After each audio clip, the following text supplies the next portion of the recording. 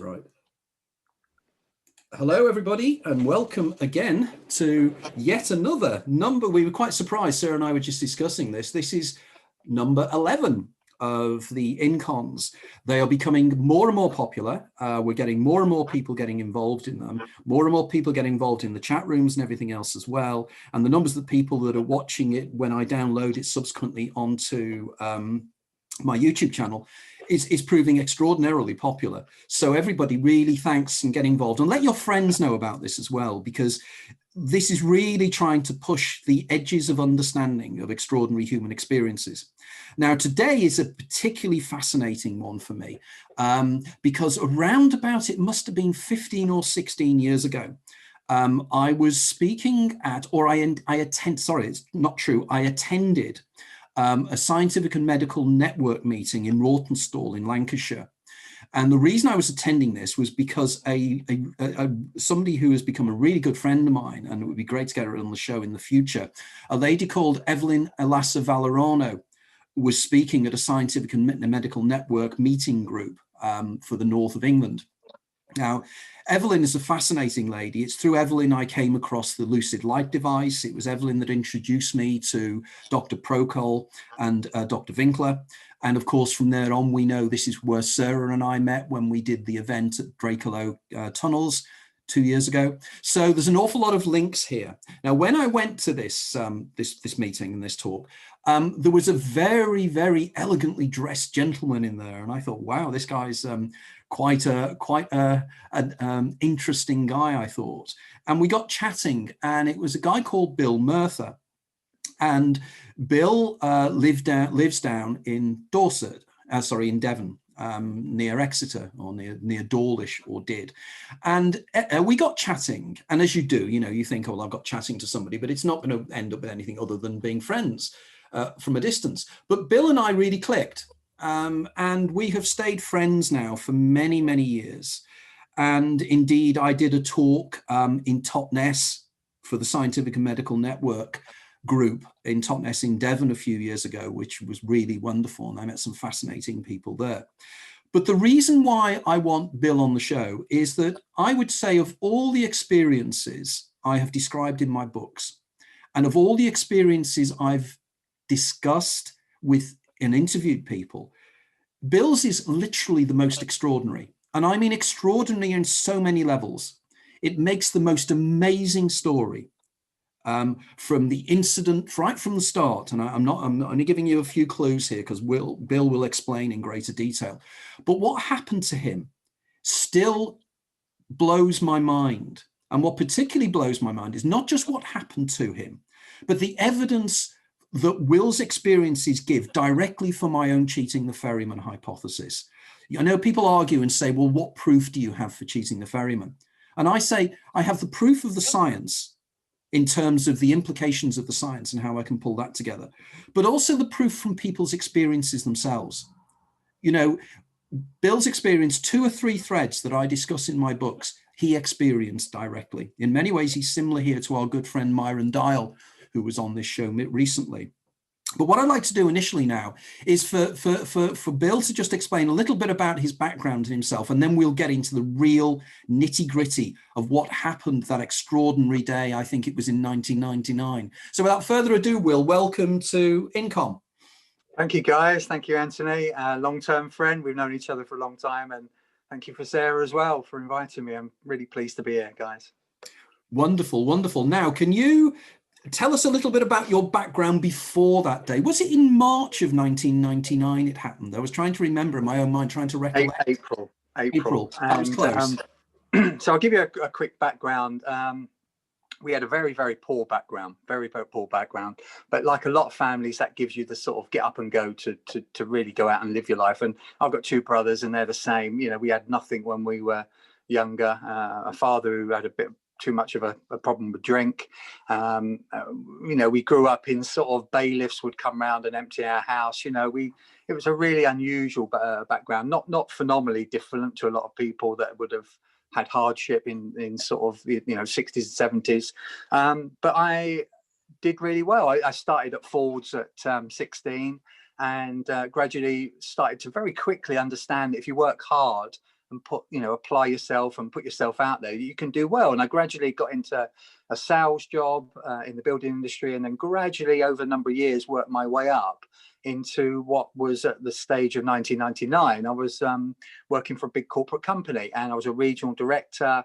And the problem was at that stage, like a lot of people are coming to sort of the last few years, I was outwardly rich and inwardly poor. And so I had a lot of, changed new cars every year, had an unlimited bank account, expense account, took my clients all over Europe for big tournaments and things like that, because we were in the construction industry.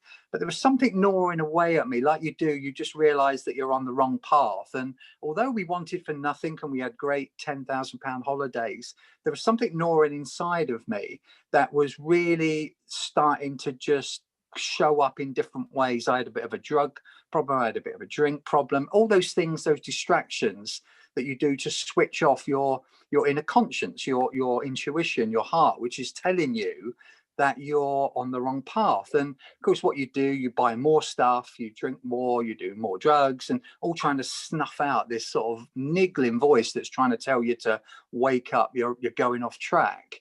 And then, of course, that particular, fast forward to 1999, April, the seawall, going along on my push bike in Dawlish in 99. So this is really fascinating, isn't it? Because funnily enough, this was exactly what Sarah and I were discussing before when we were waiting to come on. The idea of how there are certain elements within the New Age movement these days that seems to want to be millionaires. And it seems to be very, very curious, this idea that somehow money is something that's going to make everything. Sarah, would you like to come in there just about that before we move on? Yeah, we were just talking about this idea that abundance is about having loads of stuff. I was going to say a swear word there, but I remember Anthony told me I'm not allowed to say swear words. So this idea that abundance is about material stuff, and actually I know lots of people that are wealthy, got everything that should make them happy, but actually I live in a disheveled rat mansion and I just enjoy watching the sunrise and the sunset, and I feel really happy and cheerful. And I think being happy and cheerful is about just appreciating being alive and enjoying the elements and nature. Yeah, those elephants, you have to enjoy the elephants, they're around, and you just got to enjoy them, really. Yeah. So Will, you were in the circumstances then that you decided to go on a bike ride. Can you just describe, I know where you're talking about, I know the location, but can you just describe the beauty of the ex-estuary there and exactly what you were doing? And we'll talk it through until the incident when the first thing happened. So let's bring the audience to where I was in the head at that time. Yes. Very, very, very, very stressed, very anxious, didn't have a lot of time for other people. It was all about me. I just always tried to get outside materialism to fulfill that inner gap that was sort of, that was nagging away at me constantly and getting worse and worse. And what I used to do is to de-stress, because a lot of people do this. I spoke to a lot of people in extreme sports about this as well, is that when you've got something tugging away at you and you're on the wrong path, you've got a sense that you're on the wrong path, the great way of switching off that nagging inner critic is to push yourself to the extremes physically.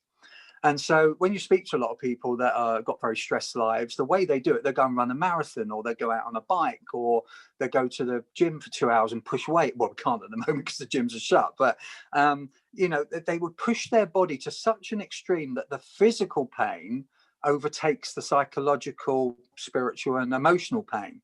And it's quite a good concept that I've sort of listened to after, since this accident 20 odd years ago. So to de-stress, because I was away a lot. I had two young girls, sort of, both at primary school. We had a lovely big sort of 3-story house. So, we had to other people, we had the ideal life, but I knew I was an imposter. And because I'd not dealt with a lot of my issues from childhood about not being good enough, not being this enough, that sort of inner critic that's eating away, I used to find that the best way of unwinding for me, I lived Dawlish. So if anyone imagines where years ago the West Country railway track broke. Do you remember that, when the sort of the point where the seawall gave way and the whole of the southwest train wires was shut for about a year? Well, that's Dawlish, and Dawlish is a beautiful seaside town, sort of very close to opposite Exmouth, and not very far from Torquay. And so what I used to do every day is I would really pedal really pedal hard for an hour and go out on a bike ride, and it would just sort of, in a way, it would shut down that inner critic, that inner noise inside of me. It would make me feel good because it make you feel fit. It distracts you, but most of all, the pain, and I would really push myself, the pain would just help me to sort of switch off from work. And it was my sort of escapism from the mad, manic, oppressive sort of stress, because working in the developer industry, clients were ringing me every time of the day, and of course I'd never take my phone out. And so it was just my escape, it was my retreat.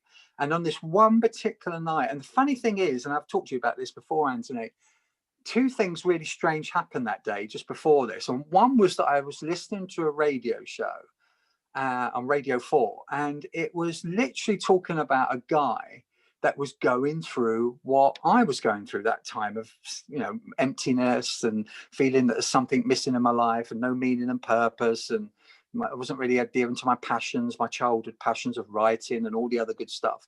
And this radio show really gripped me, so much so that it carried for me all that day I was driving out seeing clients.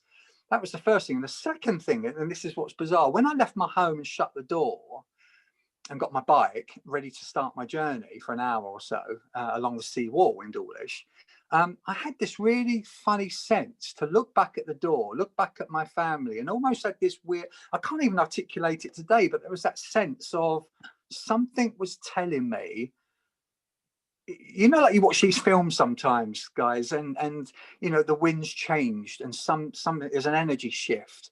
It was just like that. And I remember I'd never done it before, and all the hundreds of times I'd gone out, and that one particular time, it was almost like an energy shift, in like the Mary Poppins film, where she's, there's an energy shift just before she comes sort of, out of the sky with her umbrella. And I remember standing there for a couple of minutes thinking, something's not right, or something is different. And I just felt this energy. Anyway, I shook it off, went on my way and done my normal route. And so I left when it was sort of blue sky, a bit blowy, and the sun's just going coming down. in there just very quickly, because we've got the leisurely time to expand on this. This is a very interesting point, isn't it? That feeling of not quite being in the right place. The feeling that Sarah and I have discussed this many times on this show, and we discuss about the feeling of standing on a cliff and putting your arms out because you know that you're in the right place and the right location. And clearly, whenever we've discussed this, I always feel for you, because I feel the same way sometimes, or have felt in the past, that things just aren't right. Things just don't fit in some way. And there's this nagging feeling. And I'd argue this is your Daemon saying you're on the wrong route. But the problem is your Daemon can't communicate directly with you. It'll nag at you. It'll give you these terms. There's a wonderful term that's used, an inkling, which is, a wonderful term, because that does mean that inkling is a tiny nagging doubt or feeling that you're not quite in the right place. And it very strong as you left that day. It was clearly you knew that something was changing and something was going to change. So you'd already had the demonic precognition, that kind of time wave that's coming back to meet you from the future, that something's going to change. So then you get on the bike, okay? So I'm pedaling along like mad. And again, there's a sense of that foreboding that something's not right. The energy's different. If I was in today's mindset where I've absolutely supertuned my senses, that you call it an inkling, I would call it a tug, a gentle tug or a subtle tug. Something's not right. Now I've tuned my body just because I listen to, I coach clients, 80 odd clients a month now, so on the phone rather than Zoom, so I don't get Zoom burnout. But because my senses and my attunement to my sound is so almost subtle and sensitive, I can listen to the nuances in the tone of my clients and where they're at and what they're going through. minutes after we started the conversation. So I've trained myself over many years, but at that time I didn't have anywhere near that sensitivity. I wasn't in tune with my emotions. I wasn't, you know, Eckhart Tolle always talks about it, doesn't he, in The Power of Now, you know, that the goal, the aim really is to create a gap between, you know, the thinking and the feeling and you, the observer. There was none of that. There was none. I was living my emotions. I was my thoughts.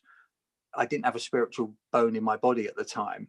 It was all about me, materialism, success, winning over other people, winning contracts. That was my life. And so there was this tugging, coming back to the pathway along the seafront.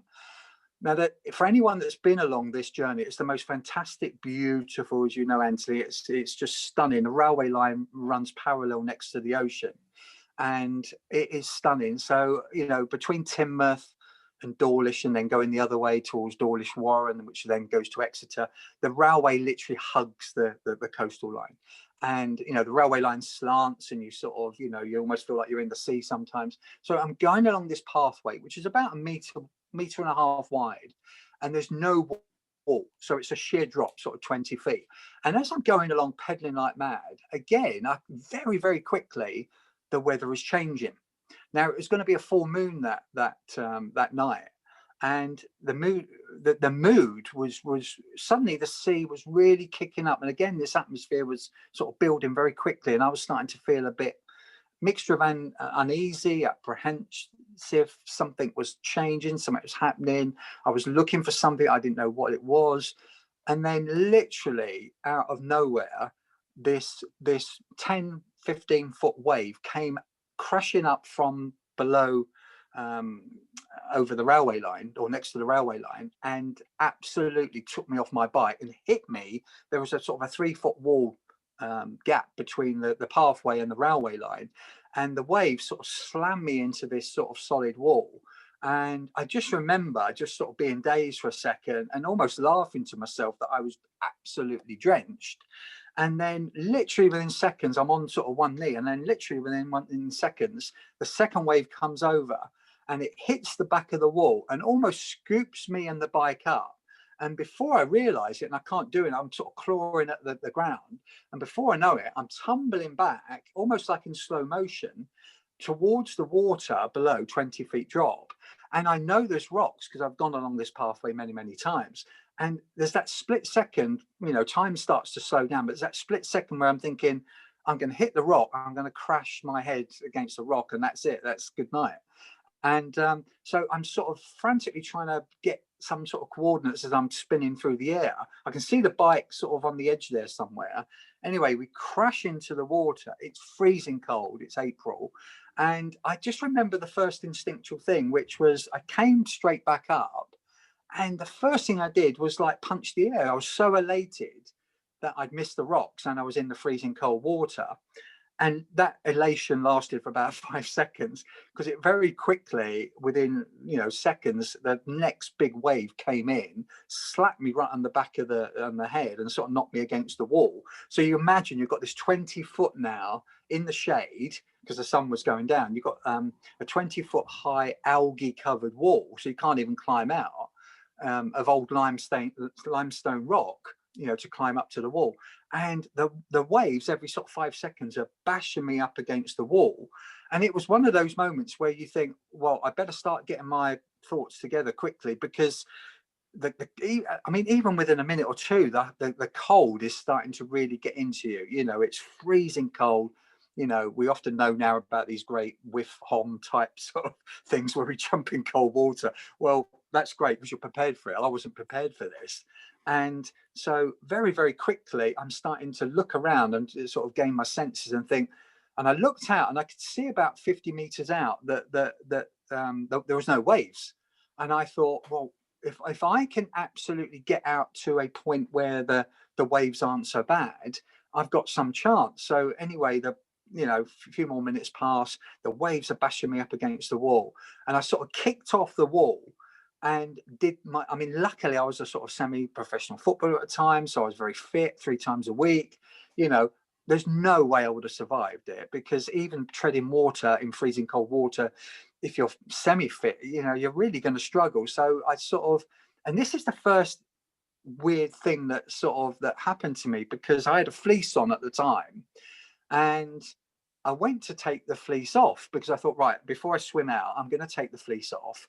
And a voice came into my head, and the voice was as clear as anything, and it was calm and it was collected. And this voice just said, leave the fleece on, which I was just really blown away with, because I thought if I could at least take the fleece off, I could be a bit freer, and then I could swing out, because it seemed to be dragging me down. And this, I sort of ignored it and carried on sort of. Had you ever heard this voice before? Or was this the first time this voice had manifested in your life? It was a similar voice to when I was 11 years old in London, getting knocked over at a railway junction. Which we come back to. We need to come back to that. Yeah. And it was that similar voice. Wow. Calm, that bear in mind, folks, when we get to the next section, what Bill has just said, it was the same voice he heard in the water as he heard when he was in the car accident. This is of great significance. Sorry, please go on. Yeah, that's all right. So I went to sort of take the fleece off again, and I can even remember it's a blue and black one. And again, the voice was the same, but it was a bit more insistent, as if like, you're not listening, buddy. Do what you're told, in a very gentle, calm, loving way. And so I thought, right, I'm not going to argue. So I left the fleece on and carried literally started swimming out. And the adrenaline and cortisol rush that you're getting now is because, you're computing everything that's going on around you. So you're looking at the sun, which is going down. You can start to feel already within like 10 minutes, you can start to feel exhausted. Did you feel your consciousness was now heightening, that you were hyper aware of everything around you? Absolutely. It's almost like, because there's nothing else to worry about in the world, sales orders, your wife, your children, holiday next month, nothing of that matters. So you are literally, Stevie Wonder always said it, didn't he, that if you take certain senses off, obviously in his case sight, his other senses heighten. And so it's like everything was starting to become very, very heightened. It's almost like a contrast. Someone's turning up the sound and the color and the contrast. So yeah, exactly. And that's what you're looking at, really. So I'm looking around. I'm starting to compute. I'm in trouble now. It's getting dark, or the sun's dropping. I can feel a bit colder. I started to feel it in my organs. So imagine your heart, your kidneys, sort of all around my neck, my extremities on my fingers and my toes, and that is starting to really kick in within 10-15 minutes, especially around my heart and my lungs. And there's that panic that starts to come in, that, oh my God, there's a wall there, no one's around, no one's going to be walking their dog out now at this time. Like, I knew that route at that time of night. No one tended to walk their dog out just before dark. So I know that I'm going to be a sort of alone. I'm looking each side, sort of 100 odd meters or as far as I could see, and there's nowhere to get out. The waves are continuously sort of pounding on the back of my head. And I'm desperately trying to hold the panic from really going into a panic attack, because the cold is bad enough anyway. And the panic attack I can feel rising up inside of me. And it's that point where after about 10-15 minutes, I'm still trying to sort of swim out towards the flatter part of the water. But at that point, I got this overwhelming sense of dread start to come in, that I'm not going to get out of this. And that was the first moment that I started to think, "You're sorry, buddy, you're finished. This is it. There was no way you're getting out of this." And then that overwhelm, it's almost bit, and the best way I've always described it to you, Anthony, is that imagine someone takes you into a room by surprise, locks the door and says, "Unfortunately, you didn't realize it at the time, but this is where you're going to die, and you're going to die in here in the next hour."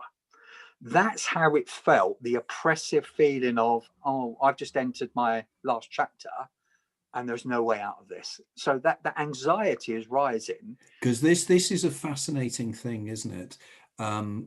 In that I argue in my first book, Is There Life After Death, the particular relationship between a circumstance where you're going through a death experience, which your death is inevitable, and there's no possible escape.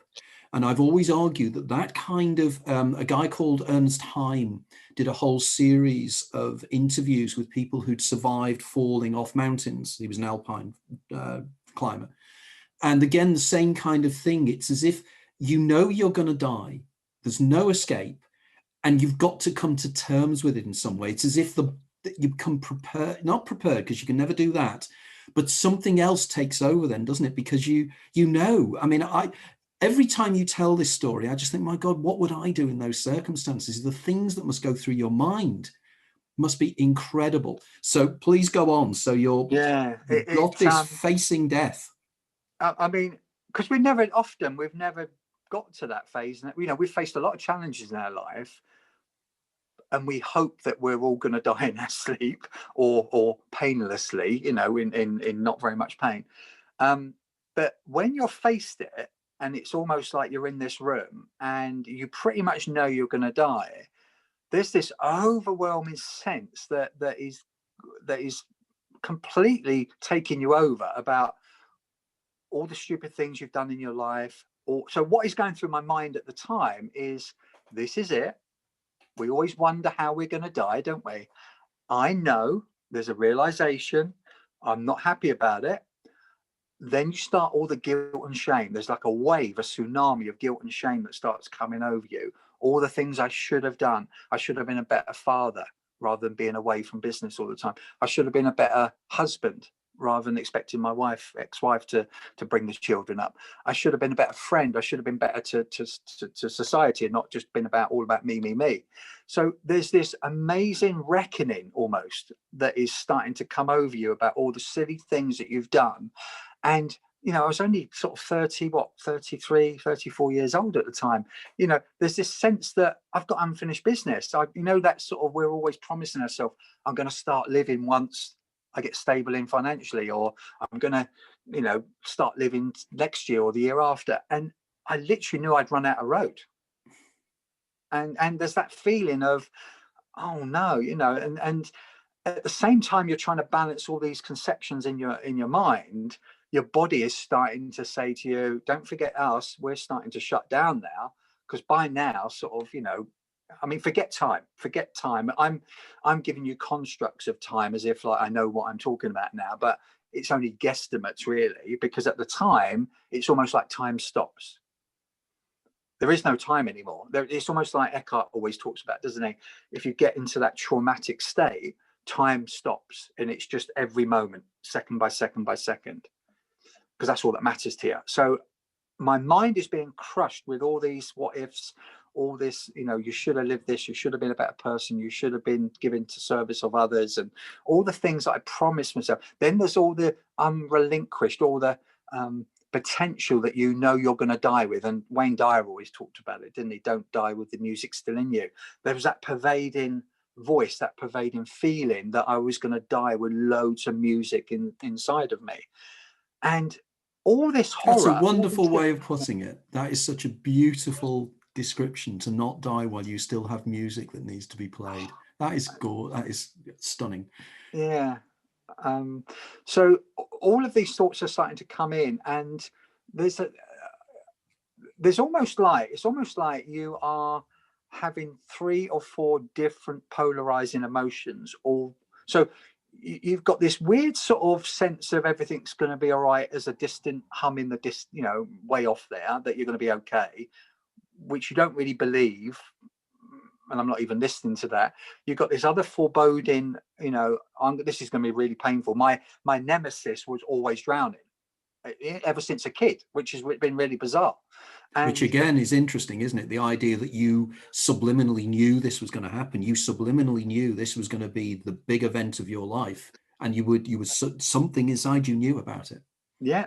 So I've always, since I'm 5-6 years old, I've always been. We all have big fears of dying, and mine was drowning. And there was me now facing my nemesis, you know, right in the eyes, knowing how I'm going to die. And then all this fear starts coming up about, because everyone knew that around me that I was stressed. And then you start going into a bit of a panic mode of, I know what everyone's going to think. If they don't find my body, they're either going to think I've committed suicide, I've run off, and gone around, because people do, they just take off from their life and go around the other side of the world and abandon their children and family. And my biggest panic was that people wouldn't know how I died if I drowned. So that was a big thing that was playing on me. And then after what I'm suspecting is probably 20-30 minutes, I'm still desperately trying to swim out to, it is getting calmer, the waves are coming down, I can now see over the top of the railway line because I'm sort of 20 odd meters away from the wall.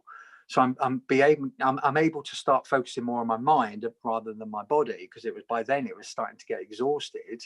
And it was at that point that it all started to go a little bit hazy, because I knew I was starting to lose a little bit of consciousness, and I knew that things were rapidly coming away from me. And it's a bit like the best thing, first thing in the morning when we move through our brain states, don't we, the beta, theta, delta states, that first minute or so in the morning, or just a few minutes before we go to sleep, it was like that sort of feeling. And I'm starting to get a bit drowsy, but I'm knowing that don't let go. This is your life you're talking about. If ever, it's all right if you're sat watching a film, you can doze off, but this is my own life. And I was almost pinching myself, or the cold was actually keeping me alive anyway. So you're falling into the hypnagogic state, and you're trying hard not to fall into that, because it's moving away from the perception that you're going to survive it, isn't it? Yeah. And I've got to this point where I know that if I just nod off for 1 minute, you're finished. That's it. That's the end of your life. So everything hinges on you trying to stay awake. And everything's starting to get a little bit blurry. Everything's starting to lose sort of context. And my thinking is getting a little bit confused. And that's when I started to have this almost weird sensation of, it's almost like suddenly my eyes closed and they opened again, and there I am, right back like a time traveler into a 11-year-old me in London, walking along a road from a previous life experience, and I'm just about to run across the road, and everything's happening in slow motion. It's already what I know what's happened, although I'm almost going through the optics again of the experience.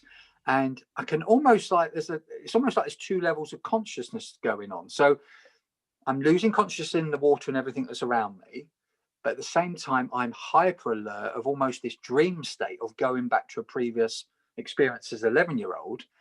And I'm just about to run across the road. I was chasing a friend. This is the story. I was chasing a friend. Two kids were bullying me and they were picking on me, and they sort of were saying, we don't want to be your friend anymore. And they ran across the road and I didn't even look. And it was almost like part of me was following them, almost like the original experience at 11 years old. And there was another little higher consciousness part of me of, don't do it. You've been here before.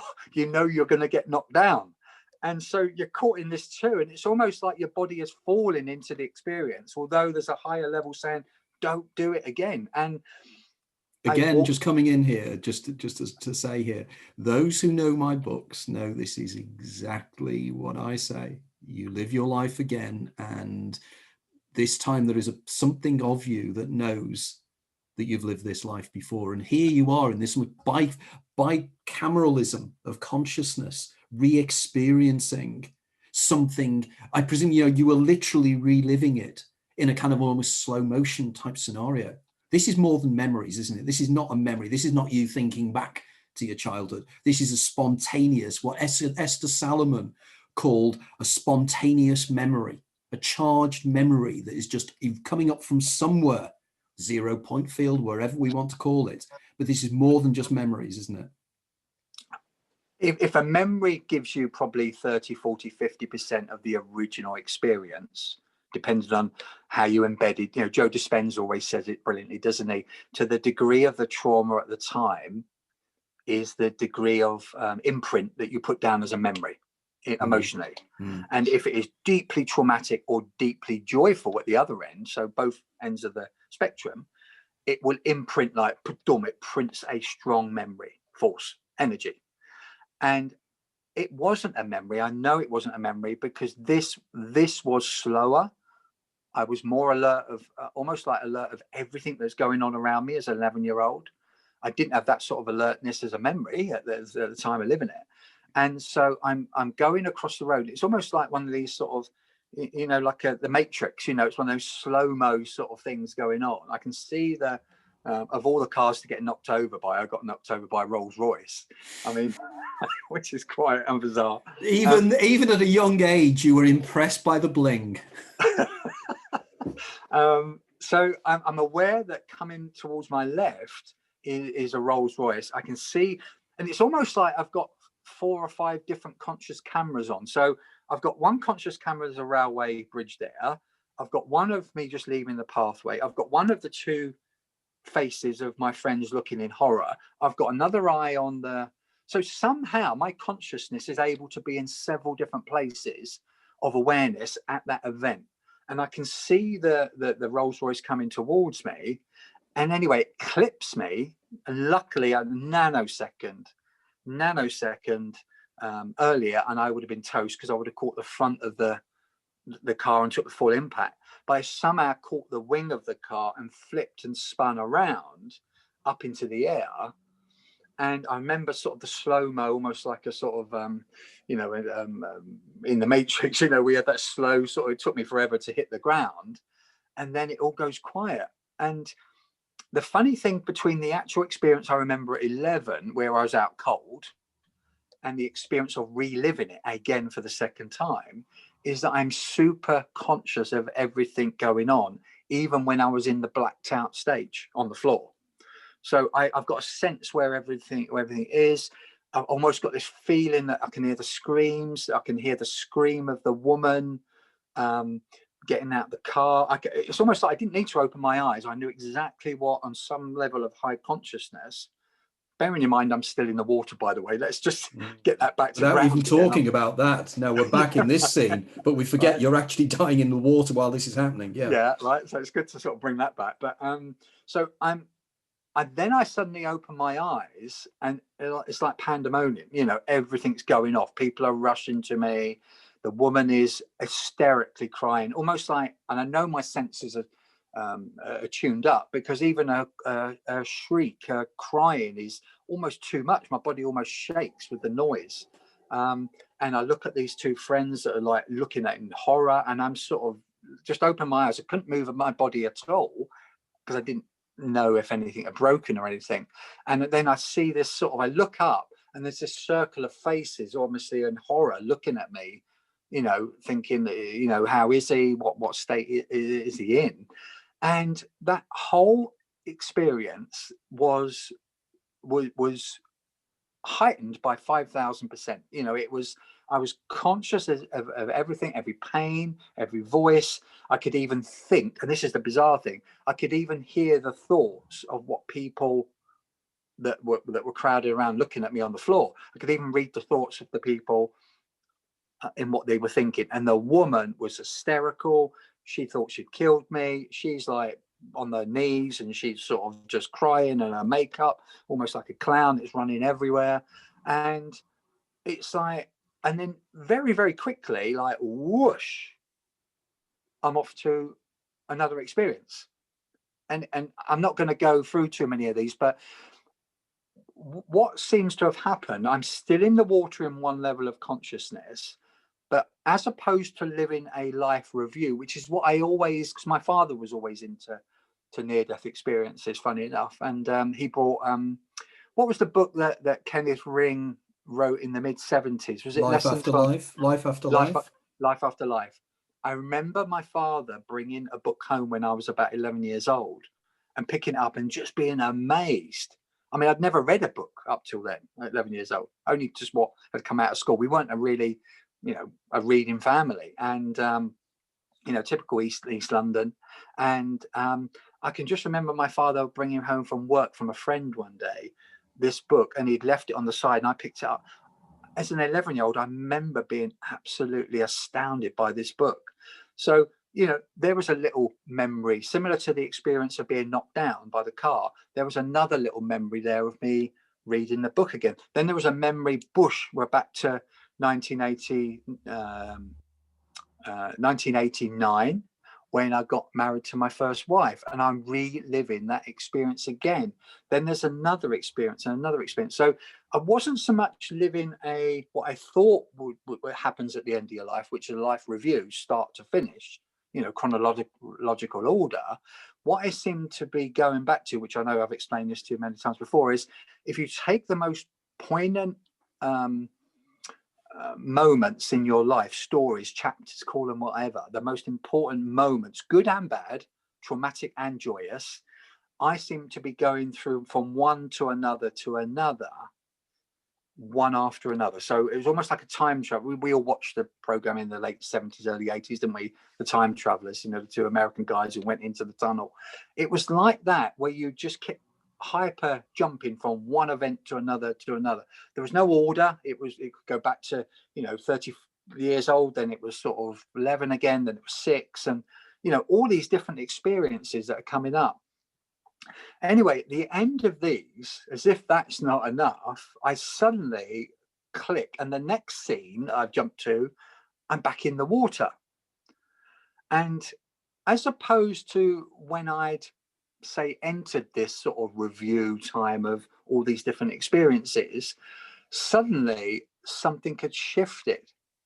And what I mean by something had shifted, some of the pain in my body had gone away, and I was looking, so I'm thrashing around in the water back in Dawlish, 1999, on that night of, you know, falling in with the bike. I'm back in the water, but after reliving these previous experiences in a heightened level of consciousness, I'm now back in where I'm aware that I'm back in my body, thrashing around. I still feel the cold and the hypothermia, which is getting worse, but somehow my sensitivity has heightened. And I'll give you one example. I'm looking across, and by now the sun has literally sort of almost disappeared. So you've got that sort of twilight. But I look up at a cliff, the red cliffs, and these red cliffs are just about being lit by the last sort of tiny parts of the sun. And the red cliffs of this area are really stunning, really sort of, you know, the sandstone. And I remember looking at a cliff, and there was a seagull. And I remember looking up at this seagull, and it was the most magical thing that I'd ever seen in my life. And the minute I focused on the seagull, it was bizarre, because the next thing, whoosh, I'm out of my body. I'm in the seagull's sort of almost imagining what the seagull must be seeing from its consciousness. And I'm now reversed. So rather than me looking at the seagull, I am the seagull looking back at my body. And I'm looking at the sunset, and I've got this sense of awe and wonder. And I jump off the cliff, and I'm gliding, and I'm inside in a weird sort of wonder. This is, to some people, this is going to sound a bit out there, as if enough is not going on anyway. But I'm almost like the bird that is, you know, the seagull that is just gliding with the sort of thermals. And I'm looking down, and everything's great. Everything feels sort of fantastic. Everything feels brilliant. And this went on again. I can't sort of conceptualize time, so this just sort of feels like I'm in that seagull's body forever. And then suddenly, a bit like whoosh, that moment's gone again, and I'm back in the water. Can I jump in here quickly, just to make another observation here, which is quite an important one, is that what you're describing here is very similar to what Peter Ouspensky, the Russian philosopher and a student or associate of Gurdjieff, said when he was sailing across the Sea of Azov in southern Russia. And he described how, in exactly very similar way to you, in terms of the seagull, he saw a seagull flying, and he saw cliffs and everything else as well.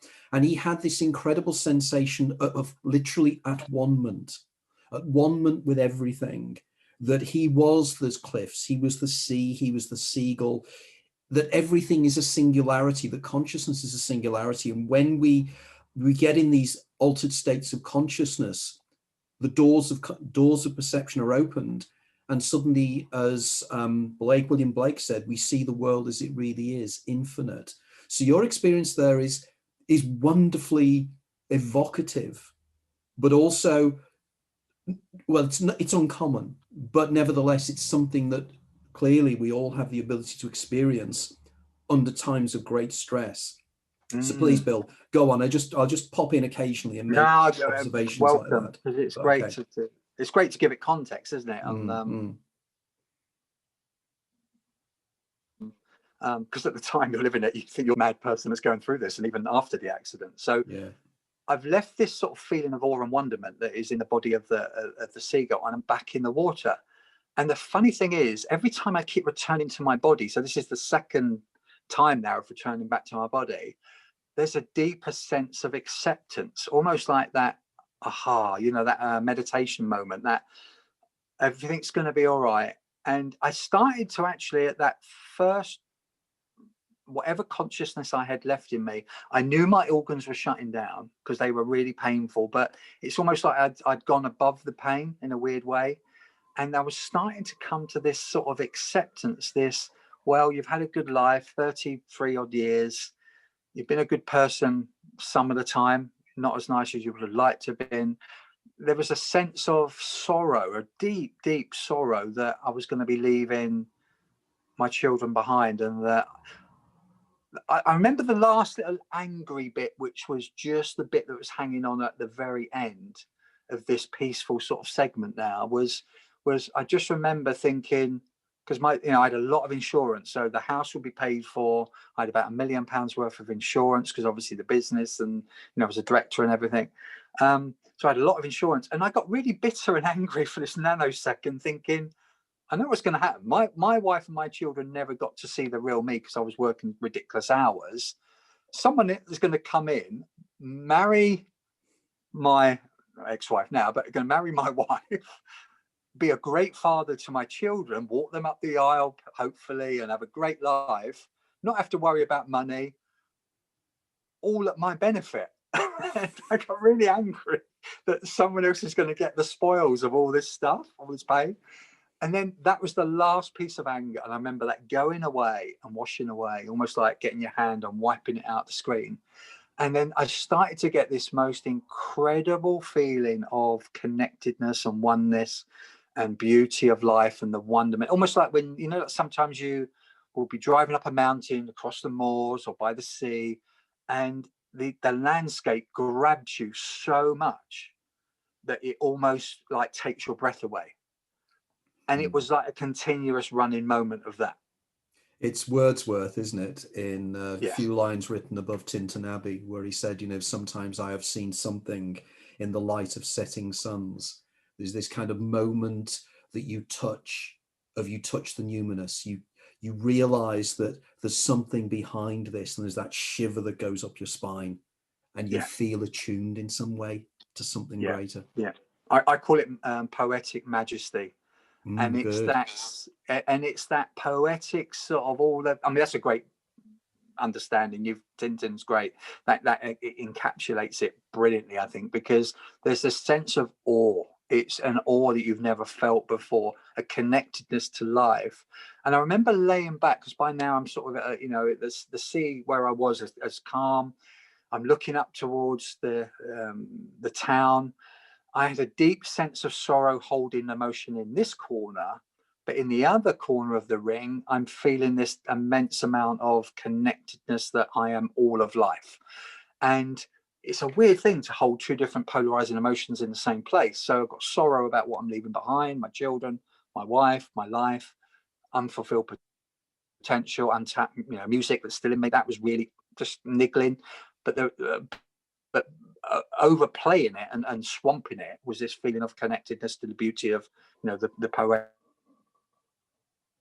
majesty of life. And so I remember laying back and looking up at the town. By now all the lights are on in the town, and then the sad thing was, I could actually, where the church was, our 3-story Georgian house was, and I could actually see the very light of the top floor of where my daughters would be going to bed and having a story read to by my wife. And that was torture. That was torture. Looking up at this building in the distance, in the town, because you could always see our house. It was a row of Georgian houses right next to the church. And I could see where our house was. And I knew the light would be where my children. That felt bizarre. That felt strange. But overwhelmingly sort of suffocating that was a higher sense that, well, it's only life, it's only a physical life that you're leaving behind.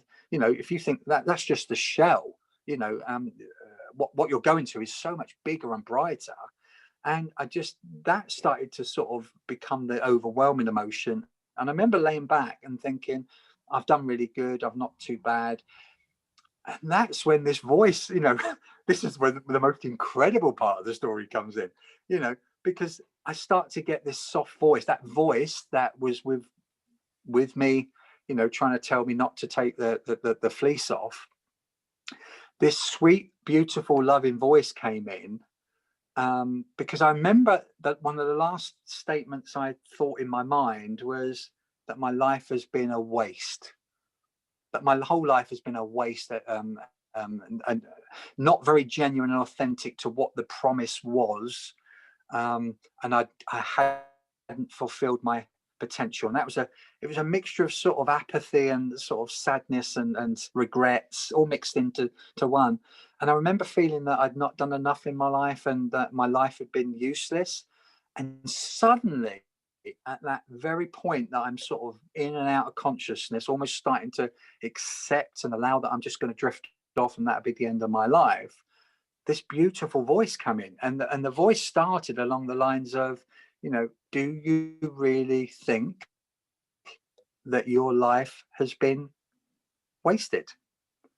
And I remember just being so almost mind freeze going on in my head, because this voice was so articulate and loving.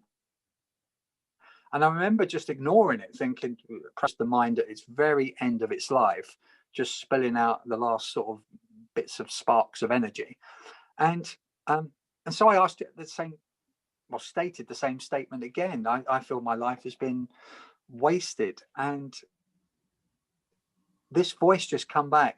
You know, if a human being, I can remember it like yesterday, if a human being has been on this earth for but 1 second, it has had a profound influence on the people around that body, that soul. And that was the start of what became an amazing, so bearing in mind I'm in and out of consciousness again, almost like that sort of delta theta sort of, you know, alpha state. I'm in and out of consciousness, but by now I've just relaxed into it. And I start this most incredible conversation that seemed to go on for days. And what it literally was answering for me, I was asking questions of this voice about everything that I felt was wrong in my life, questions about emotions, questions about being knocked over at 11. And because what had happened to me at 11, somehow my senses had been heightened, that being knocked over by the car the very next day, which I've not mentioned before, but my senses had somehow been, you know, I was playing in the garden that next day after being knocked down. And I remember feeling different, and that feeling never left me. It was almost like I started to tune up my intuition and insight and imagination and sensitivity. So I'm in the water, and it's almost like I'm tuning in to this voice, and there's nothing else existing. And we have this conversation where all of my life questions that were unresolved at that time were being answered.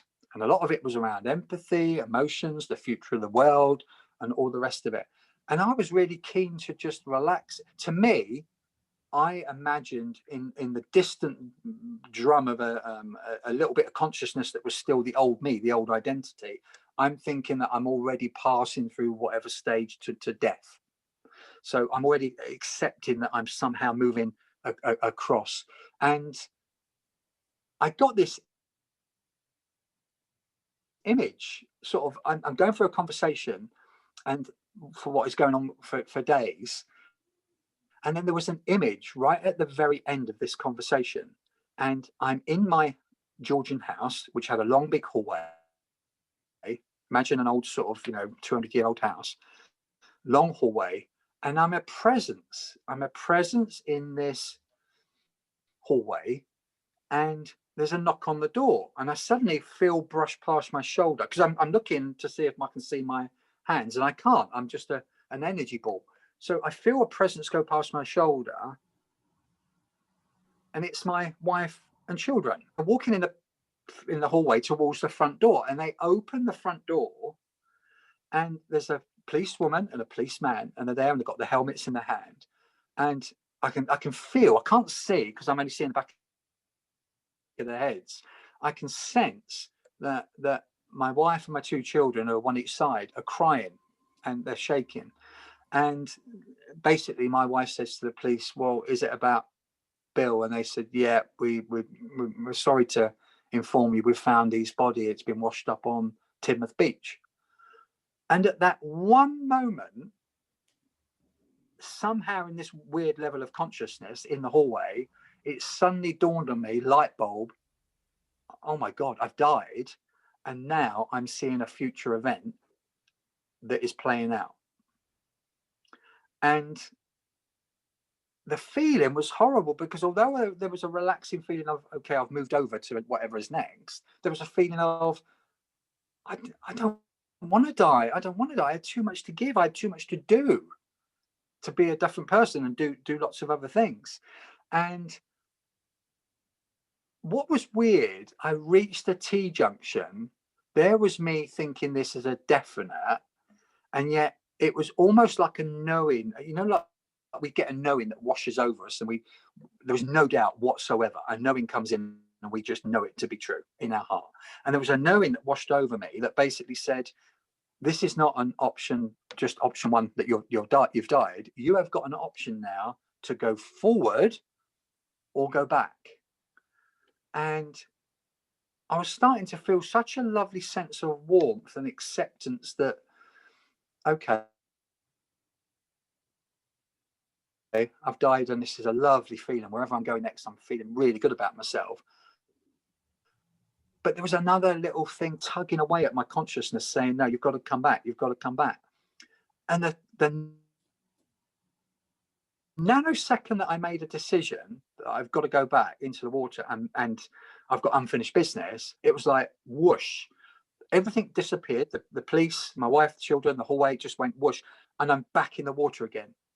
Only this time it was really strange, because the intensity of the cold and the feeling of pain in my organs was more intense than the feelings I had before, where I was starting to let go. So I'm shivering and I'm shaking, and the first thing that come to me, I'm looking up at the lights and thinking, what have I, like that sort of that feeling that you made a big mistake. I'm thinking, oh, typical me, I've chosen wrong. I should have gone left and I've gone right. And the feeling of pain was intense. And I'm looking up to the sea wall, and I'm thinking, there is no way, I'm sort of 100 meters out or something. There is no way I'm going to live. So you've brought me back. How the hell, how and how am I going to survive? And I just remember at that moment, now bearing in mind I wasn't a religious person, had no understanding of spirituality or something else, I was very sort of agnostic almost. And I remember doing something that I'd never done in my life for a number of years, and since sort of Boy Scouts or something. I started to pray, and I didn't know honestly what I was praying to. And I said to myself in this prayer, which was very much in my head, I didn't say it out loud, I said, if you somehow help me to survive, I'm saying you, as in I don't know what I'm talking to, because I wasn't a religious person. I'm just talking to something that's in my head that I've had this conversation with. If you help me to survive, I will commit the rest of my life to having a very different life, to be of service to others. And as soon as that finished, bearing in mind I've got my head turned away sort of towards where the sun has set, and I'm looking, I can't see the sea wall now. And I first of all hear this little scream or shout, and I was so scared to turn around, because I was wondering whether the shout was in my head. I was too scared to look at the by the railway line, by the pathway, in case it would let me down and there's no one really there. It's all sort of a figment of my imagination. And I finally had the guts to turn around, and I saw this guy waving, and he had a torch, and because it was getting dark, and I've told you this before, the first thing he said to me, or shouted out to me, "Do you want help? Do you want help?" And I remember being so angry and so like, what do you think I'm doing out? Of course I want help. And by now, everything starts to speed up again. I've talked about all the times that things slow down. By now, things start to move really quickly. So I'm sort of know that I'm really struggling in my body. As much as I've suddenly got almost like a jump start of a will to live again, at the same time, I know my body is really struggling. I can feel intense pain in my heart, in my lungs, in my kidneys, my shoulder. I'm shivering violently in the water. By now, I've been in, well over an hour and a quarter, hour and a half in the water, which I now. I remember you saying, I remember you saying to me, and it really resonated with me when you once said to me, you said, when people turn around and say that when you're drowning or you're dying in water, that it's painless, it's not. No, the organs go first. Softer organs go first. So your consciousness is the last thing to go. So you do feel all the pain. And so very, very quickly, I'm starting to lose consciousness and gain consciousness. I'm in and out of that consciousness.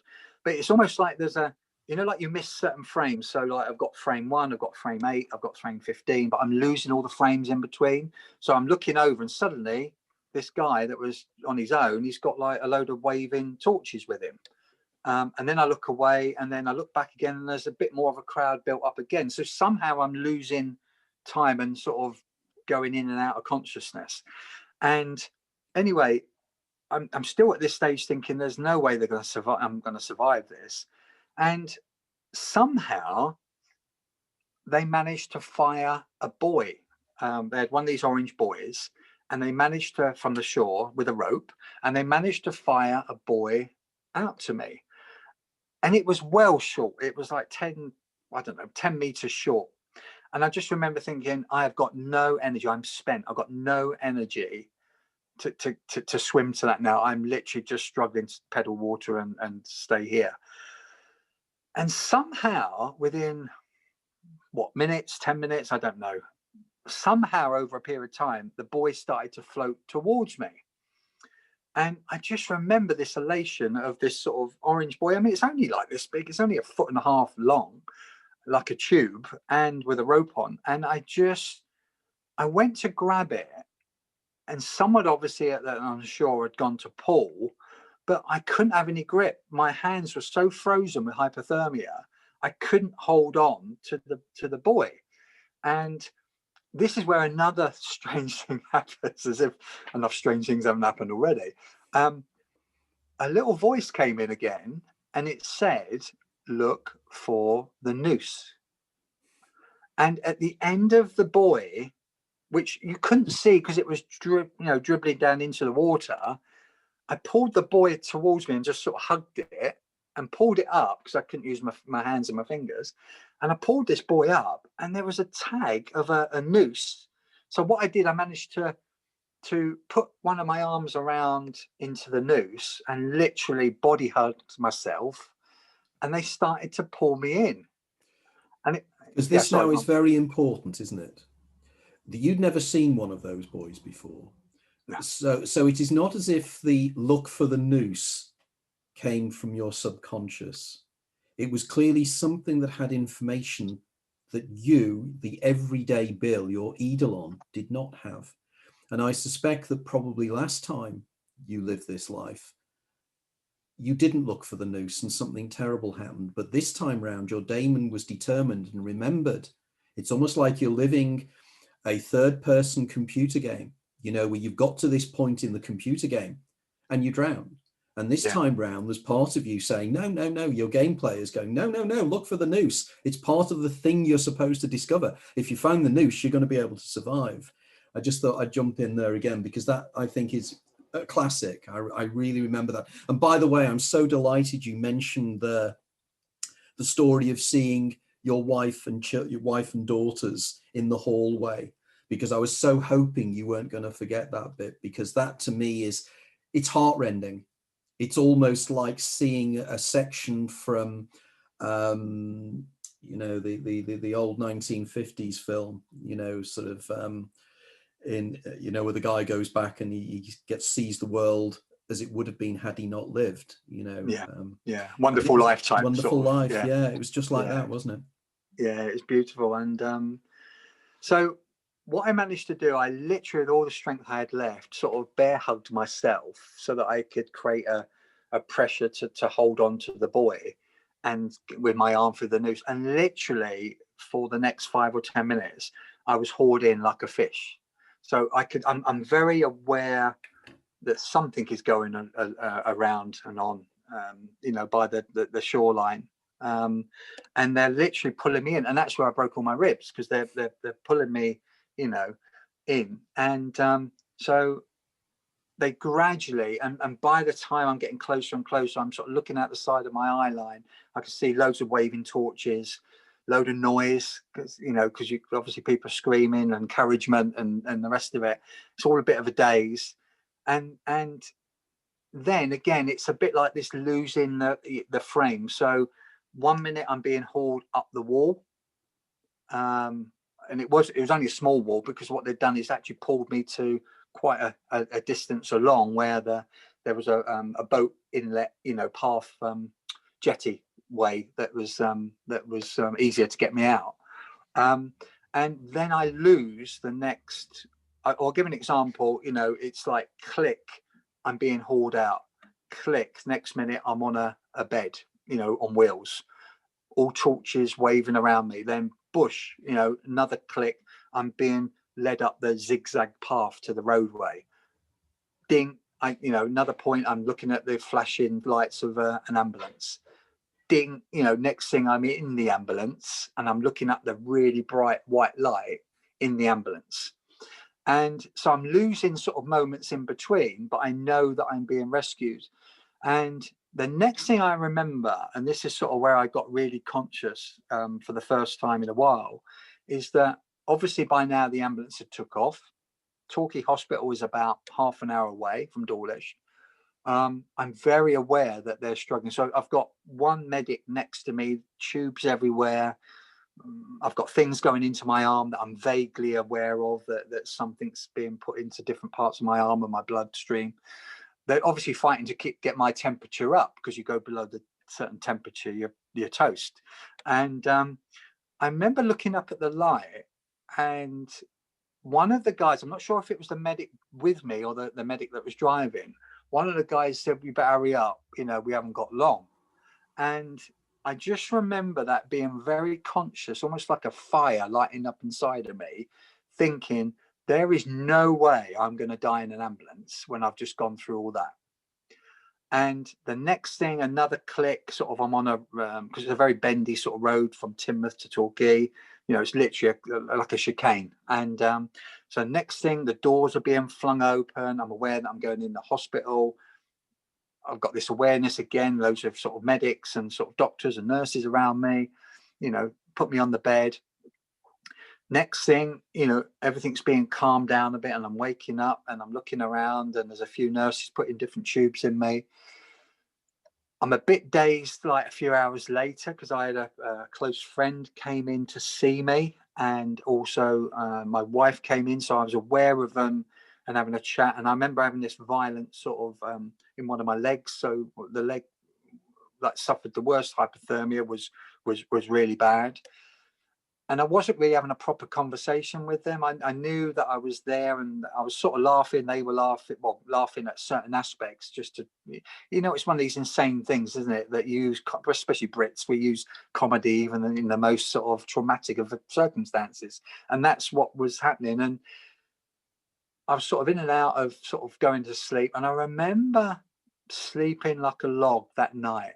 And the next morning, which I've told you this before, is that I suddenly woke up and it was very still and very quiet in the ward.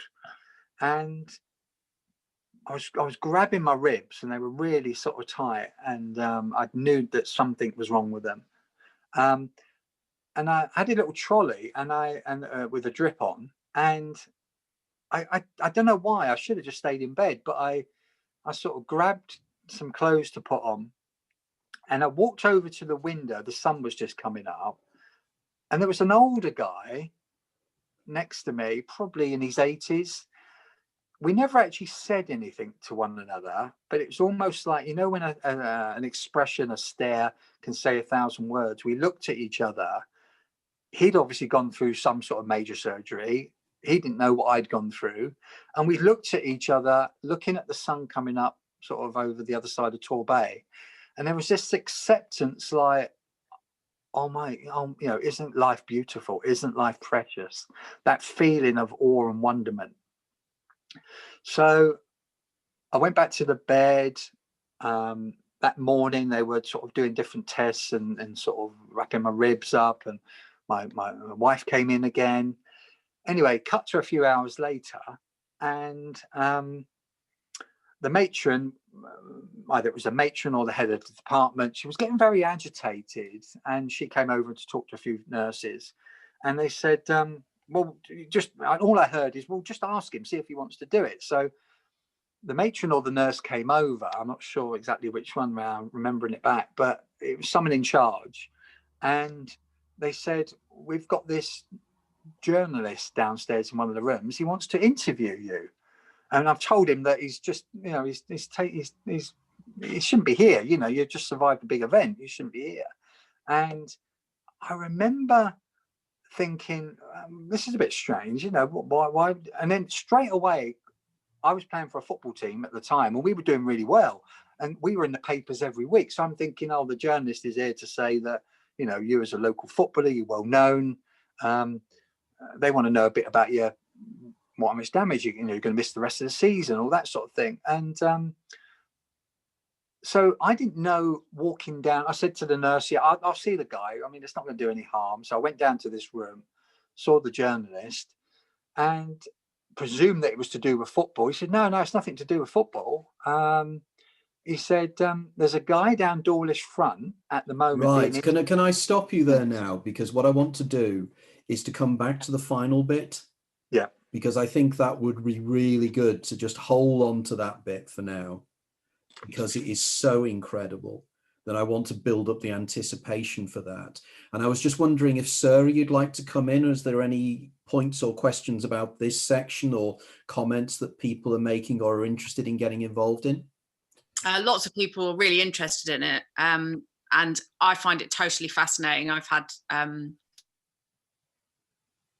experiences in the sea that just you describing it sends shivers down my spine, because the times when I've thought I'm going to die has been in the sea as well, but nothing as dramatic as you. And I just know that feeling of terror when you think that's it.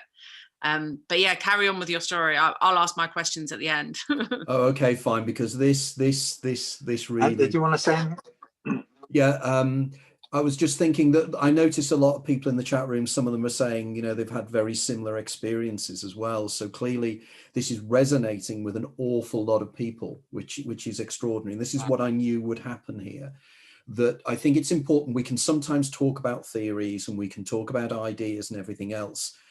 But in the final analysis, what is really important is the things you experience, that we experience in our lives that are intensely personal, but they change us in some way. And I know that your life has changed radically. So let's move on to the fantastic how you were saved.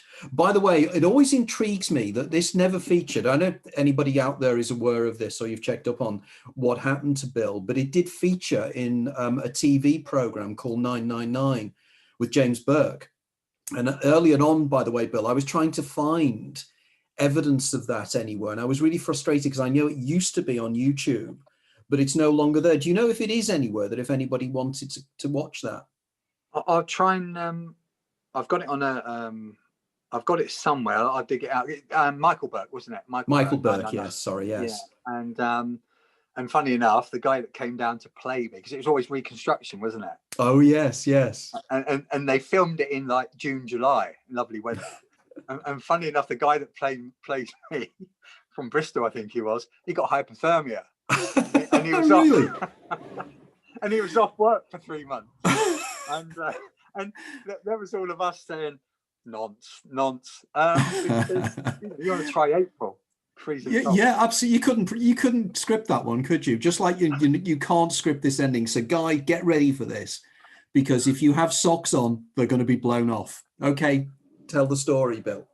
So I'm back in the hospital room. I'm with the journalist, and there's me presuming that it's to do with our football. And he said, no. He said, have you not heard? And I said, well, not heard what? And he said, well, there's a guy called Nathan that all the national papers and regional papers are down with him on the seafront because apparently a guy spotted you. And I was like, wow. And he said, yeah, all the papers are interviewing him now. He's a guy called Nathan Swindlehurst. One of my colleagues is interviewing him. And he said Harry spotted you from his flats, right by the waterline, which, funny enough, is right literally in front of the point that the railway line broke a few years ago. It's a flat. If you looked at the building and all the pictures, it's the building that he rented a flat, top floor flat. So the journalist said, yeah, there's a guy that he said he's got an incredible story, but we didn't really know much about it. And so I'm intrigued. And the journalist is sort of saying to me, well, why don't you meet up with a guy? We'd love to have a great photo shoot. Wouldn't it be great of the two of you? And of course, he's already thinking about like headlines. And I said, yeah, look, I said, I've got to meet the guy. I said, if this is a guy that spotted me, of course I've got to, meet up with him. So anyway, I get discharged. My wife takes me home that day. All my ribs are strapped up. And anyway, it's arranged that me and this guy are going to meet, and he's going to come to our home. It's going to be a big thing. They're going to take pictures and all the rest of it. And I was really nervous because what do you give someone that has practically helped to save your life? You can't put a price on it. And then someone that knew the family locally said, well, his wife's just about to have a child. And I thought, great, we can at least put some money towards the new baby. So anyway, Nathan sort of came in, we sort of embraced, we had a bit of a hug, a lot of tears and that sort of thing. And then Nathan sort of said, I need to tell you a story about how it all came about. And I'd read a few bits sort of that, because don't forget, this is 1999, so we can't just dive onto Google and look at the headlines. Got to wait until the papers come out. And the local paper hadn't been out yet. And so Nathan said, well, I want to tell you the story because it's a bit freaky. So he said, I'll tell you the story. He said, my friend in the flat below, I've been saying to my friend for about 9 months that I want to borrow his telescope. And he said, on the very afternoon that you this is a couple of days later, he said, on the very afternoon that you went in the water, he said, my friend finally walked up the steps and brought the telescope round. And I set it up and, it was going to be looking at the moon and all the rest of it. And he said, I went away to the back of the flat to make a drink. And I came back and he said, I don't know why, the telescope had dropped. And he said, I should have done the instinctual thing of picking the telescope straight up, pointing it back at the moon and the stars, and then just getting on with it. But he said, I had this instinct, this compulsion to look through the telescope. And he said, at the very point where I looked through the telescope, he said, first of all, I thought it was a flock of seagulls sort of thrashing around.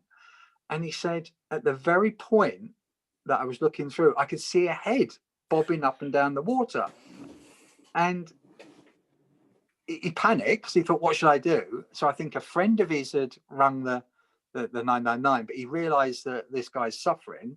He was the one that obviously rushed downstairs 3 floors, gone out onto the front. He was the guy that had been waving, we worked out. And he was the guy that had helped with the whole rescue. And I just couldn't believe it because it was such an alignment of different, what we now know as, meaningful coincidences, which is synchronicity. It was such a big line of chances, 9 months, and on that very day, the telescope arrived and he set it up. And there was this overwhelming feeling that I couldn't quite process all this weird stuff that was going on. I almost didn't want to accept the conversation that I'd gone through in the water. I couldn't make sense of all the out of body stuff with the seagull. So what I did, I mean, I remember my boss, my managing director, ringing the next day and saying, Bill, how much time do you want off? I heard about the experience. I spoke to your wife, you know, look, take as much time as you want off. If you want a week, 2 weeks, a month, that's fine. Let us know how you're getting on. This was like the Thursday or something. And I said, Clive, I'll be back to work on Monday. And I know exactly what I was doing. The impact, the story, the experiences were so out there compared to what, you know, especially the voice, especially the synchronicity of the telescope. It was all so big for me to hold. It was easier to suppress it. And what I ended up doing, I went back to work the Monday. I started to work harder than ever. But what I started to do is to drink more, do distraction, you know, started to be a bit more hedonistic, started to sort of really get my life out of order again. And it was almost a way of running away from this extraordinary experience that I couldn't absorb, I couldn't make sense of, I couldn't understand or process. And it got to this point after like a year and a half, and I was literally killing myself again. And I thought, this is ridiculous. I've given this gift of life, this miracle in a sense, away, and you're just giving it up for nothing. You're just going to end up dying. Because I was getting to that point back, not just back to the pre-accident stage, I was actually worse, you know. So I'm not caring about anything, and I'm drinking more. It's like all trauma, isn't it? It's like trying to keep a big beach ball below the water. You can't do it forever. It's all that emotional energy, and this is what happened, and this is where it finally cracked through. 18 months or so after, me and another friend, we took a load of clients to a football tournament in Amsterdam. And we'd gone out and done loads of drink and all the rest of the stuff. And we ended up in this bar, and it was like 3 a.m. in the basement. And I'm sat there, and I'm just in a semi-comatized state. And I'm sat there almost not really knowing where I am. We've been drinking all day. And again, here comes this voice, this subtle, sweet, whispering voice in the head that literally said one sentence. And it said, Bill, this is not who you are or where you're meant to be. And I swear, hand on heart, it was almost like I completely, in that nanosecond, sobered up and suddenly realized everything needed to change. The running away, not talking about it, all the rest of it. And I remember going back on the flight, and I was a bit quieter than normal. And that was the start of the whole process. Within days or weeks, probably a week, I remember speaking to my best friend at the time, and I started to empty it all out and started to explain it. And I just started to realize I've got to get this experience out there. So I obviously mentioned it, started talking about the voice, which was the hard bit for me, because how do you explain things like the voices in your head, the voice of like this whole, almost like weeks and weeks of insight that are coming out into me. How do you explain all the other strange stuff, the mini life review chapters that, you know, there's so much components to this. I was just ashamed. I didn't know how to explore it or even articulate it, let alone share it. And so I started to get it out. And the best therapy, the best cathartic thing that I had discovered was start to write. So I would be in bed with my wife, and it would be 11 o'clock. I've had a really busy day. And it's almost like all writers and all creatives know this. When you've got something that you've got to give birth to, it's almost like a pregnancy. I mean, I've got 5 daughters, but I still will never know what it's like to hold a child. But it literally felt like I was holding something that I needed to give birth to. Now, bearing in mind at that stage, give you context, I couldn't even write a 3-lined invitation to a client to come to a big event without one of my secretaries saying, let me do that. I'll rewrite it for you, because being dyslexic, being dyspraxic, I was awful at writing. Great at sales, great at bringing teams together, great at building relationships, but awful at writing. Hadn't read a book in 25 years, because I suffered as a child with this, what we now know as dyslexia and dyspraxia. Didn't know at the time, because I sort of suffered through school. I left school and never read a book. So up until the accident in 1999, I'd not read one book. Incredible. I mean, we eat books for breakfast, as you know now, Anthony. All of us. We read too many books, and I'd not read any books. So it got to a point where I was waking up, or couldn't go to sleep rather, at 11 o'clock, 12 o'clock at night. And I remember laying, we had a little chaise lounge in the corner of our bedroom. And I would get my torch and I'd just get blank writes of bits of paper. And it was almost like the floodgates came. It was almost like automatic writing, that I needed to get out about the whole experience. And for that next several months, I mean, my wife would say, give an example, my wife would say, one Saturday, we used to go out shopping as a family a lot. We'd go down to Bournemouth and we'd go down to Cornwall and all the rest of it. And I'd say to her, Alison, you take the children. I need some time alone just to process stuff. And I would spend 10 hours practically with stopping for one cup of tea and probably a sandwich, but literally the rest of that time I would be writing. 10 o'clock, 11 o'clock, 12 o'clock at night, sometimes 2 o'clock in the morning. It's almost like this needed to get out of me to remember the conversation, the insights, the wisdom, the experiences. I wrote 2 great big, and I'm talking ring file binders, probably 500 pages in each, all handwritten. I wrote this out, and it felt so cathartic and so beautiful that I knew that I'd got in these 2 binders my whole experience, and that felt magical, because it felt that I was at the first stage of healing and moving it on. And let's fast forward to a few months after that, and I'm at work. I've already left my old company because I knew that I needed a life change. So I started my own company up rather than working for someone else, thinking that is the answer. Get away from corporate life and do your own life, set your own company up. But I rapidly realized that was just a mistake as well. I'm still trying to run away. Staying in the same industry wasn't, it needed to be a complete different change. And I remember going to, and again, this synchronicity and coincidence. I remember grabbing the papers from my office on one of my secretary's desks. And I said, I'm going out to the car, I'll take the rubbish out. And so I took the papers. And as I was walking through the doors, there was a little picture of a woman, and she had this lovely glow around her head. And it was basically saying that she's just about to move down to Devon from Scotland in the next few weeks. And she's a professional writing tutor. And she especially works with people that have got a good story to tell.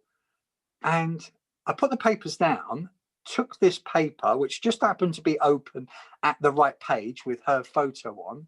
Dear friend of ours, who actually introduced me and my wife Jane together 11, 12 years ago. And I went upstairs and I took the bull by the horn, and I grabbed the phone and I rang, and she answered, and she said, "Oh, how did you find out about my writing?" She said, "That's not meant to be going into the paper until next week." And I said, "Well, I've just read it. It was in yesterday's paper, local paper." And she went, "Oh, perhaps they put it in a week early." So she said, "Well, funny enough, I'm down from Scotland next week, so let's meet up." And the feeling of taking these 2 big files, which you would have dropped from a 3rd floor, it would have killed someone. It was that many papers in there. This was my whole life experience. And we formed a great friendship in the next couple of years. Katie, from the absolute bottom up, literally taught me to write, and helped me to express, because there is nothing worse in life. And this is my biggest fear. Talk about dying with the music still in you. my biggest fear was having this story, this incredible story inside of me, and not having the bridge, the ability to articulate it or write it and get it out there. And I wasn't a public speaker. In fact, I had a lot of paranoia and a lot of, I was very scared about being on stage at that time, even though I was a good, good director roles in companies. And I got to this feeling that Katie was going to help me. And in the next couple of years, I would visit her twice a week sometimes. And she literally built from the bottom up and taught me how to write and become a good writer over a number of years. So I remember getting rid of my company, and the co-directors were shocked because I'd founded the company. I mean, imagine trying to sell your own company that you founded. And so the directors were a bit shocked that, well, what are you going to do? I'm going to go off and write. So I was giving up a 20+ year career in the construction industry on a whim, because I had no guaranteed income. I didn't even know if the book would be publishable or financially viable. But I had this gut instinct that if you're going to do this properly, you need to concentrate on it and really go both feet in. And everyone around me said, you're mad, you're insane, you're giving up a lifetime, you were well known at what you do, and you're giving it up to write a book about potentially but might not even get published, let alone sell. I just had a gut feeling that this was all going to work. And in the end, we ended up getting a publisher, great American Californian company. Met a very dear friend, Ginny Wiseman, who became my agent.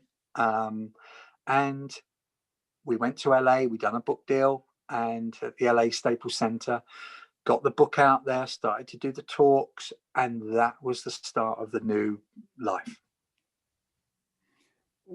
Just extraordinary. Extraordinary in so many ways. I mean, rolling back to the incident of how you were saved. Again, that's more than synchronicity. Every time I hear that story, I think just unbelievable. The idea that he knocked the telescope in such a way, and that was literally where you were in the water. Now, anybody who knows an astronomical telescope will know that the actual area that you can see at the end of an astronomical telescope, it's not like binoculars. You have a very, very precise area. Also, they're inverted as well. So it's a very different process. And yet there you were. The Daemon was there. The Daemon was present in him. In order for him to save you, his Daemon needed to be active as well. So there was almost a series of incredible coincidences to ensure that you survived. And in surviving, then you change your life. It is not at all surprising, that you were in a state of trauma over it all and in a state of denial, because come on, if something like that happens to you, it's going to change your life, but you're going to go into denial about it, particularly denial about the voice of the Daemon. Then you have the circumstances of that wonderful sequence. And it's so, because I know Amsterdam terribly well. I used to be an executive with KLM UK. So I spent a lot of time in Amsterdam over the years, business meetings and everything else. So I know the hedonistic atmosphere of Amsterdam, and that feeling of just being wild. And then suddenly the voice just imposing in and saying, Bill, you shouldn't be doing this, just goes to show that you're pushed in certain directions. And just incredible. It's been the most extraordinary. Every time you tell that story, it just amazes me. And of course, the book is still available, isn't it? Because I checked and it's still on Amazon and you can still get hold of it. And it's an wonderful read. And I strongly advise anybody to check it out and read it. Now, Sarah, would you like to come in now with any comments, ideas, now that you've heard the whole story? Yeah, I loved that. And I've had a couple of experiences of nearly drowning in the sea. And I'm really cautious and actually too scared to go out of my own depth now. Has it affected your future relationship with the sea? It did for several months. For the beginning, I couldn't even go under a shower because the water pounded on my face sort of straight away triggered a load of trauma in the body, because the body keeps the score basically, doesn't it? As we know, with all trauma and PTSD. And then a friend very kindly, friend Simon, said, come on, you've got to get over this. You've got to get over this fear. And we joined a gig, well, not a gig, it's a rowing set up on a Wednesday night, and we started to learn to row. And the first night I was a bit apprehensive. We got in the boat, and it was like you are going to break through this fear. And I remember the boat going out at Teignmouth, hitting the sort of the sea, and the boat was rocking, all the water's coming, and my heart is going. But it was almost like exactly what I needed to break my duck of starting to get a different relationship with water. And it was fine after that. I had an experience of sailing across the channel in a boat, and huge waves crashing over us, and it took like 17 hours or something to get back. And it wasn't that kind of immediate fear when you're in the water drowning. I've had an experience where I nearly drowned swimming around Brighton Pier once, and I think in the near-death experiences I've had, you get this sense of your body can't cope with the trauma, so it goes off, it just leaves, it sort of feels like it leaves your body, and then almost that disembodied feeling enables you to cope and come back. And when I've had those experiences in the past, I feel like I've sort of jumped out of the timeline, and then when I've come back, I seem to have this like renewed, like you were talking about, this renewed vigor for survival. And I think you get that the kind of classic fight or flight thing where you kind of either have to try to survive or you're just going to give up. But I mean, when you were describing this, the feelings in the sea, so even when you were talking about like riding your bike along that path and it being a little bit windy, I'd be like, nope, I wouldn't even go down that path. And I know that exact feeling as well that you have where you're like, what a stupid way to die, what a terrible, like one silly thing that I did, one little mistake. But then they end up being the most wonderful life-affirming moments of your life as well. So it's really, really interesting how they can impact and affect you so much. I think sometimes, you know, in those small moments, they're the only times when we're actually truly living, like you say, where you're like fully engaged in the moment and you don't have to worry about anything else. Yeah, it's a good point. And how do you feel now about water then? I love the sea, and I swim in the sea every day, and I do the classic Wim Hof sea, you know, cold water sea swimming as well, but I still don't swim out of my depth much, and I don't swim if it's rough, and I get if it's wavy, because when I nearly drowned swimming around Brighton Pier, when I got to the end of the old, you know, the old pier that's all kind of dismantled and ruined, when I got to the end of it, it was quite choppy and it was just a very strong current. It wasn't a hugely rough day. And like you say, I realized that I needed to get my breath back. So I swam to the pier and I held onto one of the posts, and it was covered in barnacles. So I was getting all lacerated. And I thought, either I worry about it or I just laugh and think it's ridiculous. And so I like stayed in the water for a while, just laughing at myself, because I was on my own as well. And I was too far away from the beach for anyone to see me. So I just kind of laughed, composed myself, and then sort of slowly made my way back. But I can really imagine that sense of not being able to touch the floor, not being within grasp of anything to feel like connected to land. And I've had the same thing as well. Like I've had dreams of drowning, and I have that feeling of like water, you know, it's a very common dream actually. Tsunamis and drowning is a very common dream, and often it is a sense of being overwhelmed with emotion and just feeling like you can't cope. So, you know, we even use it in our language, don't we? Like overwhelmed, a wash of emotion, or, you know, a wave of emotion came over us. It's kind of part of the way that we think about things. But yeah, when you were describing that, I was like, I felt like I was living it. I so can imagine. That's exactly the sort of accident I would have. Because this is what I think I love about the way Bill describes the whole thing. It's so evocative. You can actually see it in your mind's eye, and he has a magical ability to really place you in that location.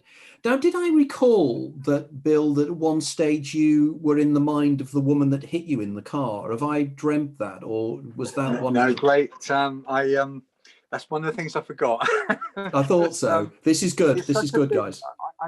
I don't tell this story very often now. When the book come out, and we're doing the book tour in Europe, and remember UK when we met up a few times, and me and you did things together. You know, we're going to end up doing that again at some time in the future, aren't we? Because that worked so well. It did indeed. It did. Yeah, it was good.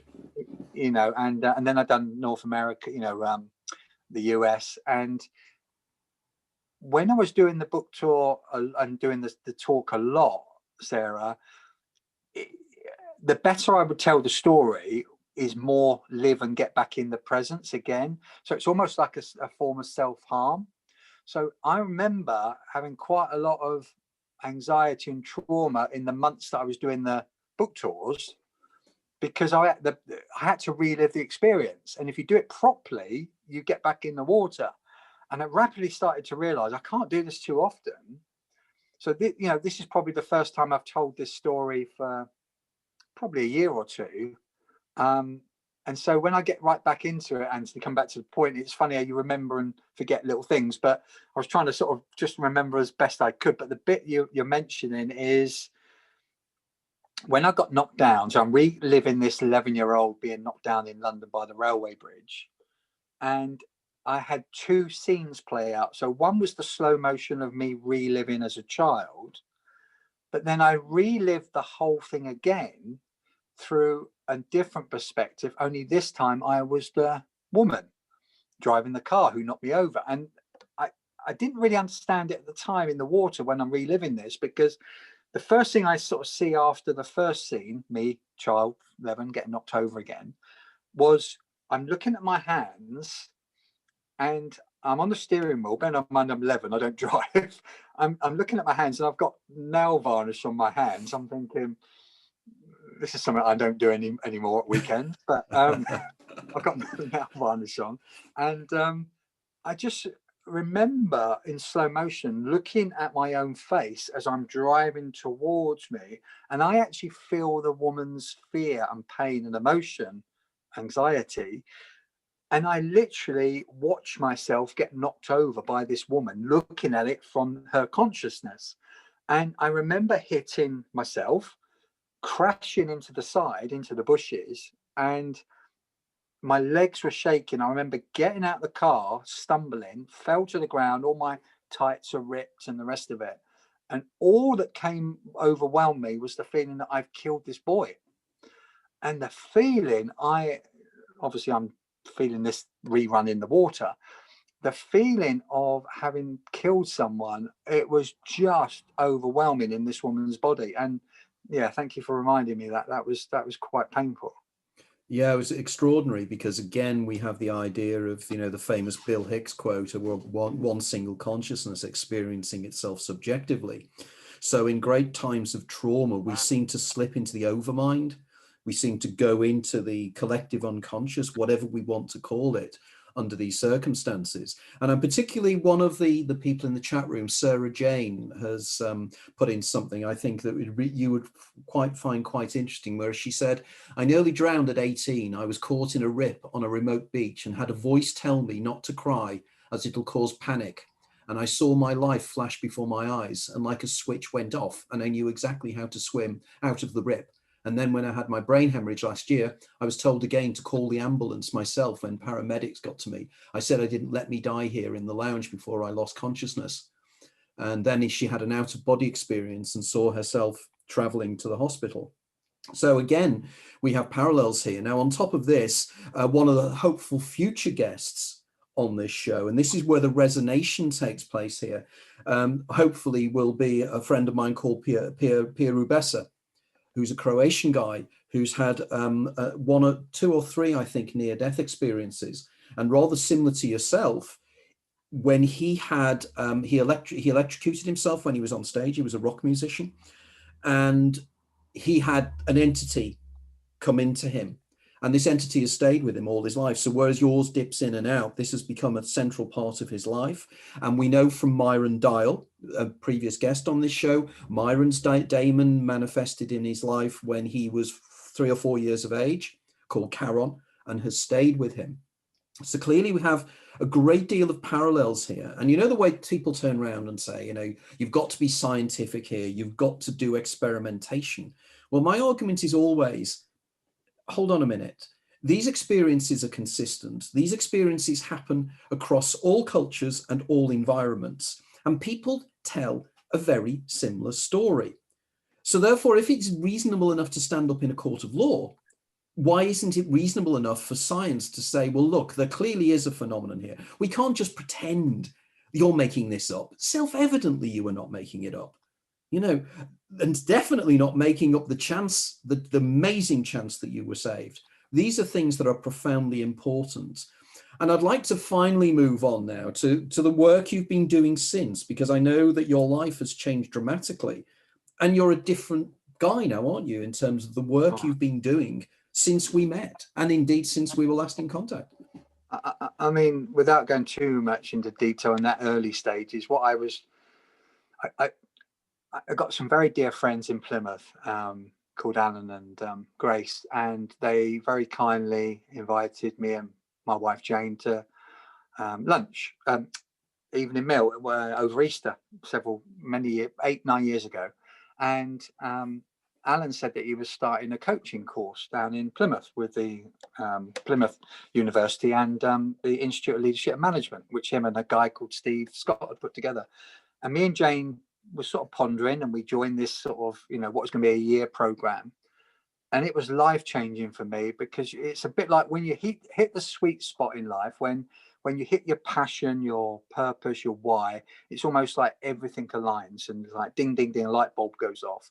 And I just knew, I didn't really know much about coaching at that time. I'd interviewed a load of coaches through the Visionaries book, which is my second book to Die for a Change, where I'd spent 4 years interviewing over 300 visionaries and pioneers for the second book.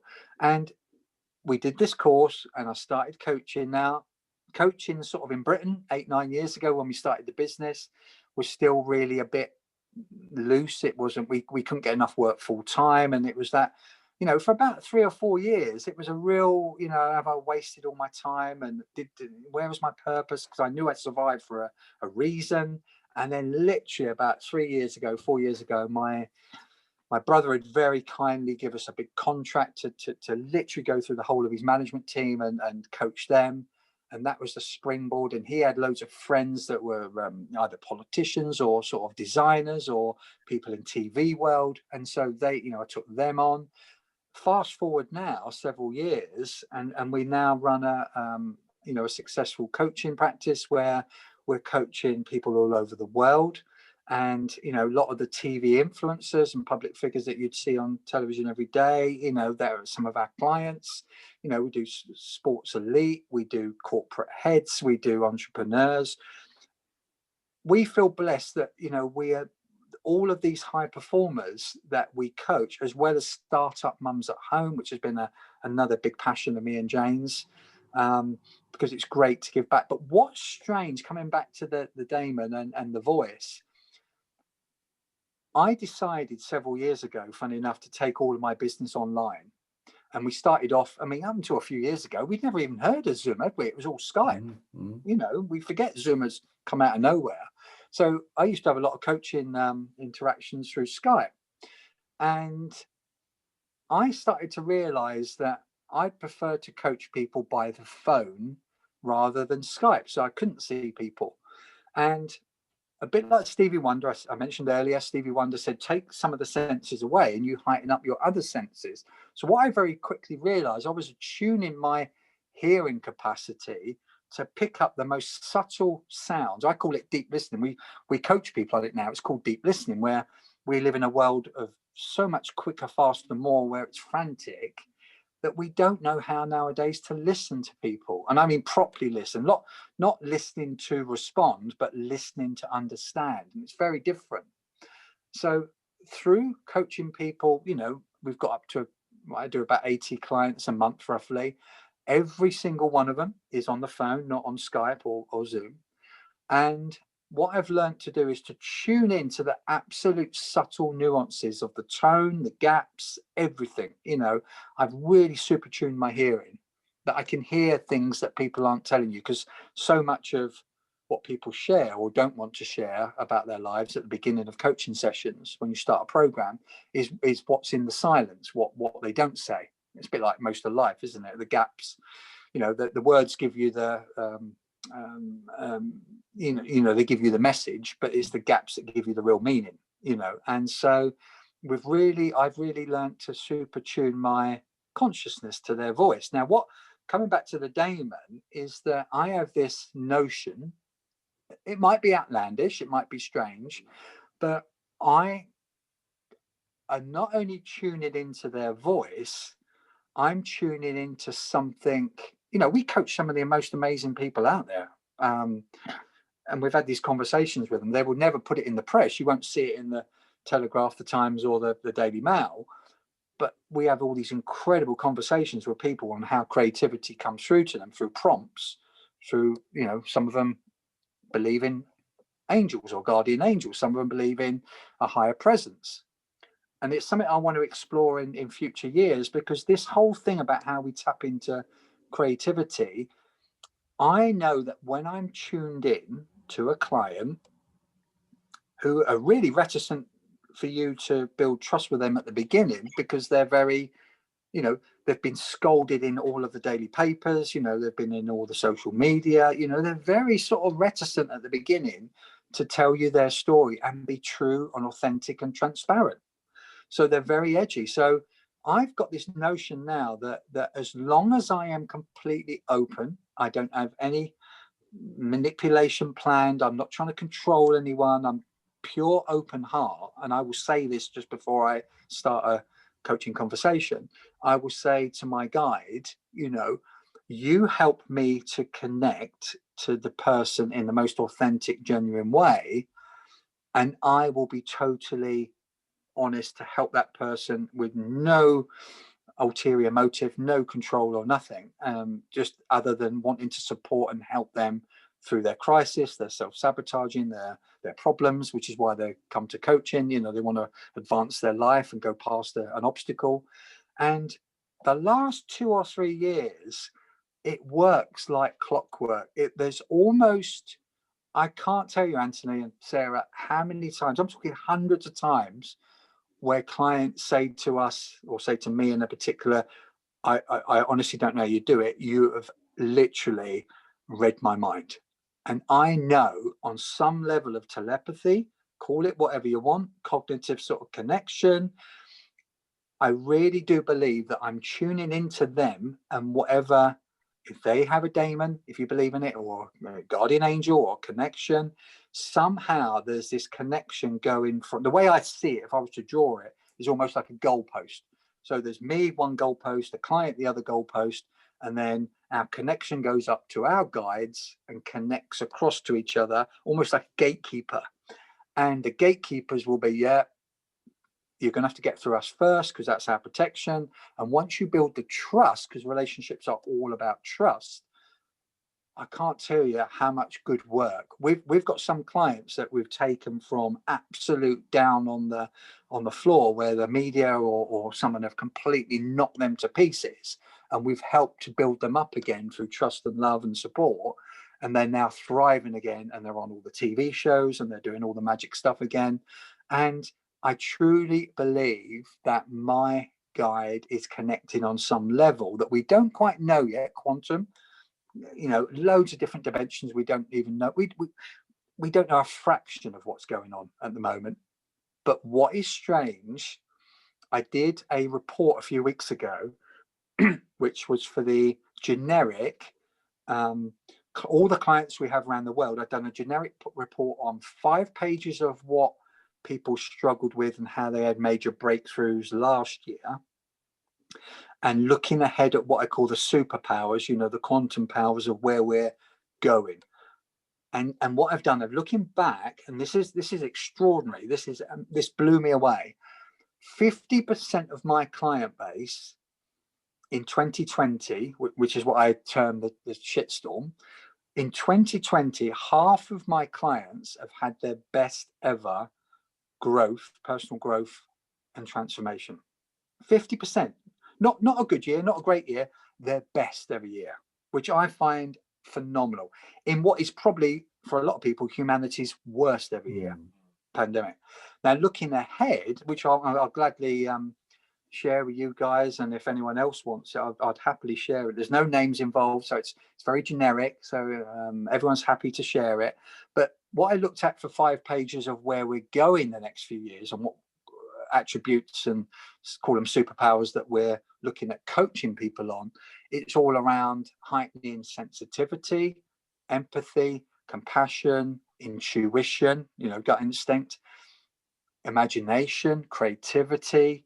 And this is where we're going. So it's almost like the people that have done the boot camp at ground level, survival skill level, foundation level, that are now moving into higher capacities in their coaching, are tapping in now where their intuition is stronger than it's ever been, and they're tuning into the voices now in their, what I call it. So I think the way I describe it in coaching is that we've got an inner coach and we've got an inner critic, and each one is trying to vie for our attention and to rule, overpower. And once the inner coach sort of it takes command, which is looking for our highest potential to make sure we live our best life based on what our true passion and purpose is, once that really gets into gear, we start to tune up what we would have said years ago when we were all growing up, our sixth sense.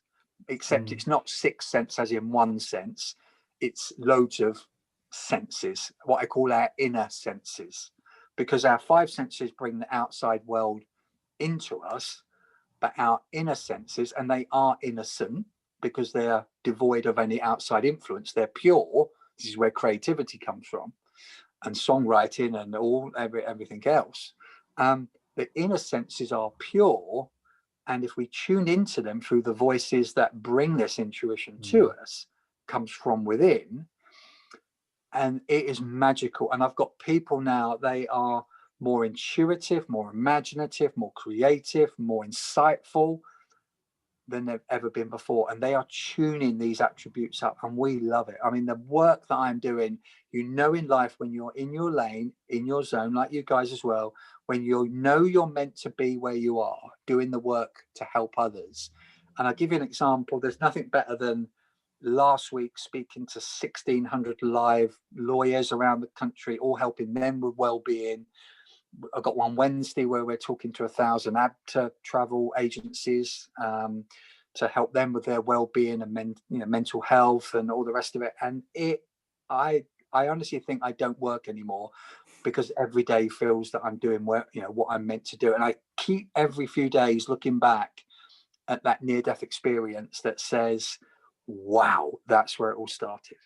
That is an amazing set of circumstances. And the one thing that you and I need to touch base again is, because one of the plans I've got at the moment, I've got various ideas in terms of taking the Daemon concept one step further. I mean, once I've got this next book out of the way, I have another book that I'm planning to write on the Daemon, and taking particularly an application of psychometric testing and using psychometric testing to actually draw out the psychometric profile of the Daemon and the psychometric profile of the Eidolon. So in which case you're in a position whereby you can actually psychometrically profile the two of them. You could actually effectively have shadow Belbin team roles, whereby you could have your daemonic Belbin team role and your Eidolonic Belbin team role and work with them. Because in my book, The Daemon, A Guide to Extraordinary Secret Self, I deal with creativity, how creativity is focused, where it wells up, and indeed how it's focused. So the work you're doing at the moment is extraordinary. And clearly, you speak with a massive conviction. I have to say that that was quite wonderful. That final speech there was just incredible. So I can see how it is that you are so successful in your role, and amazing luck to you. But to come back to it, the idea that had that incident not occurred, your life would have been completely different. So clearly your Daemon was waiting for that moment, because maybe it missed that opportunity last time, and maybe it felt you were still going off kilter when you were in Amsterdam, and it pulls you back again. But now it knows you're in the right track, you're in the right groove, and you're moving along. And this is the same. Sarah and I and the other members of our group here, we discuss this all the time, that when we get together collectively and we start discussing ideas and everything else, there's suddenly this kind of egregore is created, and it just goes perfectly. And Bill, that has been an extraordinary discussion. I'm aware that we're coming probably near to the end now, but we've been on nearly 2 hours. But effectively, Sarah, have you got any final points you'd like to make before we allow Bill to wend his weary way? I was just going to say, I really get what you're talking about with regard to speaking on the phone. I so miss talking on the phone. And I think actually this new form of communication of social messaging and Zooming, as much as I enjoy Zooms and I do a lot of my lectures on Zooms, actually, if you want to engage one-on-one with one person, talking on the phone, you have a much more intimate, meaningful connection and conversation. And you actually do let go of a lot of your ideas about how do you appear to other people, and people are a bit more honest to you, I think. And actually that did get me thinking about that experience when you were 11 as well, and you were hit by the car. And I think that for that woman driving, I know, putting myself in her position, that would have been a near-death experience in itself for her to have like had such a traumatic experience. It would have been awful. I mean, my brother had a really bad car accident. I've got twin brothers, and the other one saw him, and he is more traumatized by the accident than the one that actually had the accident, because when he saw him, he thought he was dead, and he thought it was his fault, and he could see like part of his skull had come away from his head, and he could see his brain and things like this. So that, and I always think about that with regard to childbirth even as well, like as a woman giving birth, you kind of zone out of it, but the partner in there sees the trauma and the reality. It's very sort of conscious experience for them. As a woman having had a kid, I don't really remember it at all. I sort of left my body a bit. So I think that it's not necessarily always near-death experiences, but that level of trauma, that level of like that woman just completely let go of her connection to reality in that moment because she was so traumatized, and your consciousness probably intermingled at that point, whereby you were able to have her experience simultaneously. It's amazing. Yeah, it's one thing I'd like to sort of mention to you guys, because I love looking ahead at what we're going to potentially work. Anthony, we've always said that we'd love to work together more. Yes, because the two things work brilliantly together. And so looking ahead the next couple of years, got a new book coming out in several months. We've just started up a new publishing house, which is just on the cusp of sort of launching. We've got a leadership and coaching academy, which has come out of this, that we're going to be setting up, which will be predominantly for corporate, Monday to Friday. Lovely building, if we can acquire it in Dartington, which is a magical place. It's the founding of the Arts Council. It's where the NHS was founded. So there's a lovely energy to Dartington Estate, if we can make that happen. But it'll be somewhere in the area anyway. But that will be a Monday to Friday thing, which was my old corporate life, because leaders are going to be needing different types of coaching to cope with the new world, which is very much about we and not me, which is my old world and where we're going, emerging. But the weekend thing will be a mixture of creative writing endeavors, like writing schools and that sort of thing, because obviously I know the importance of cathartic writing and journaling. Journaling happens to be the most important. Last 8 years out of 20 aspects, it's voted number one for clients as a self-development tool is personal writing, journaling.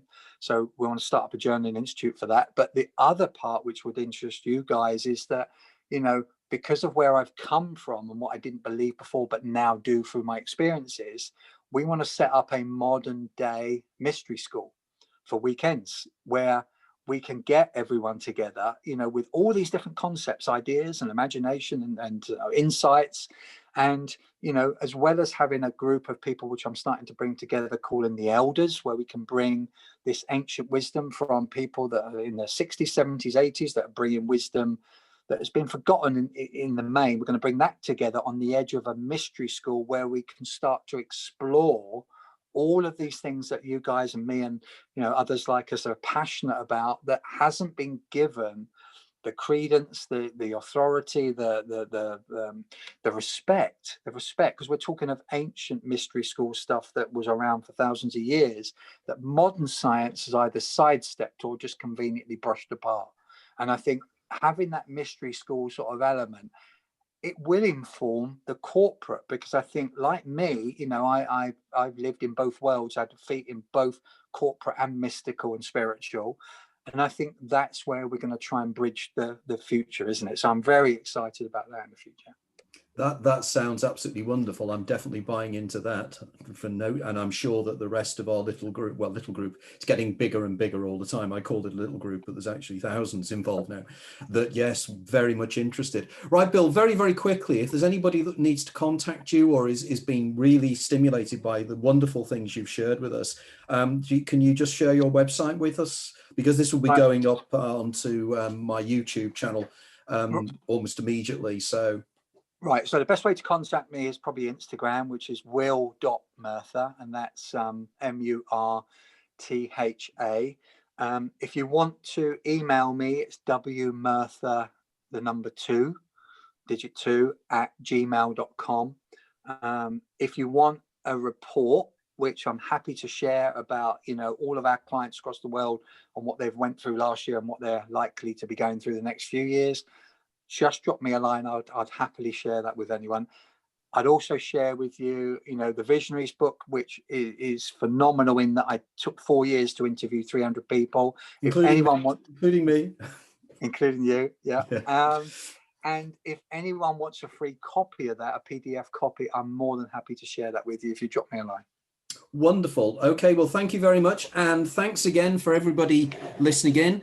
It's a wonderful show. I just feel that we're building up so much traction here. I mean, I was just watching some of the comments and things that are taking place in the chat room. This really is developing into something extraordinary.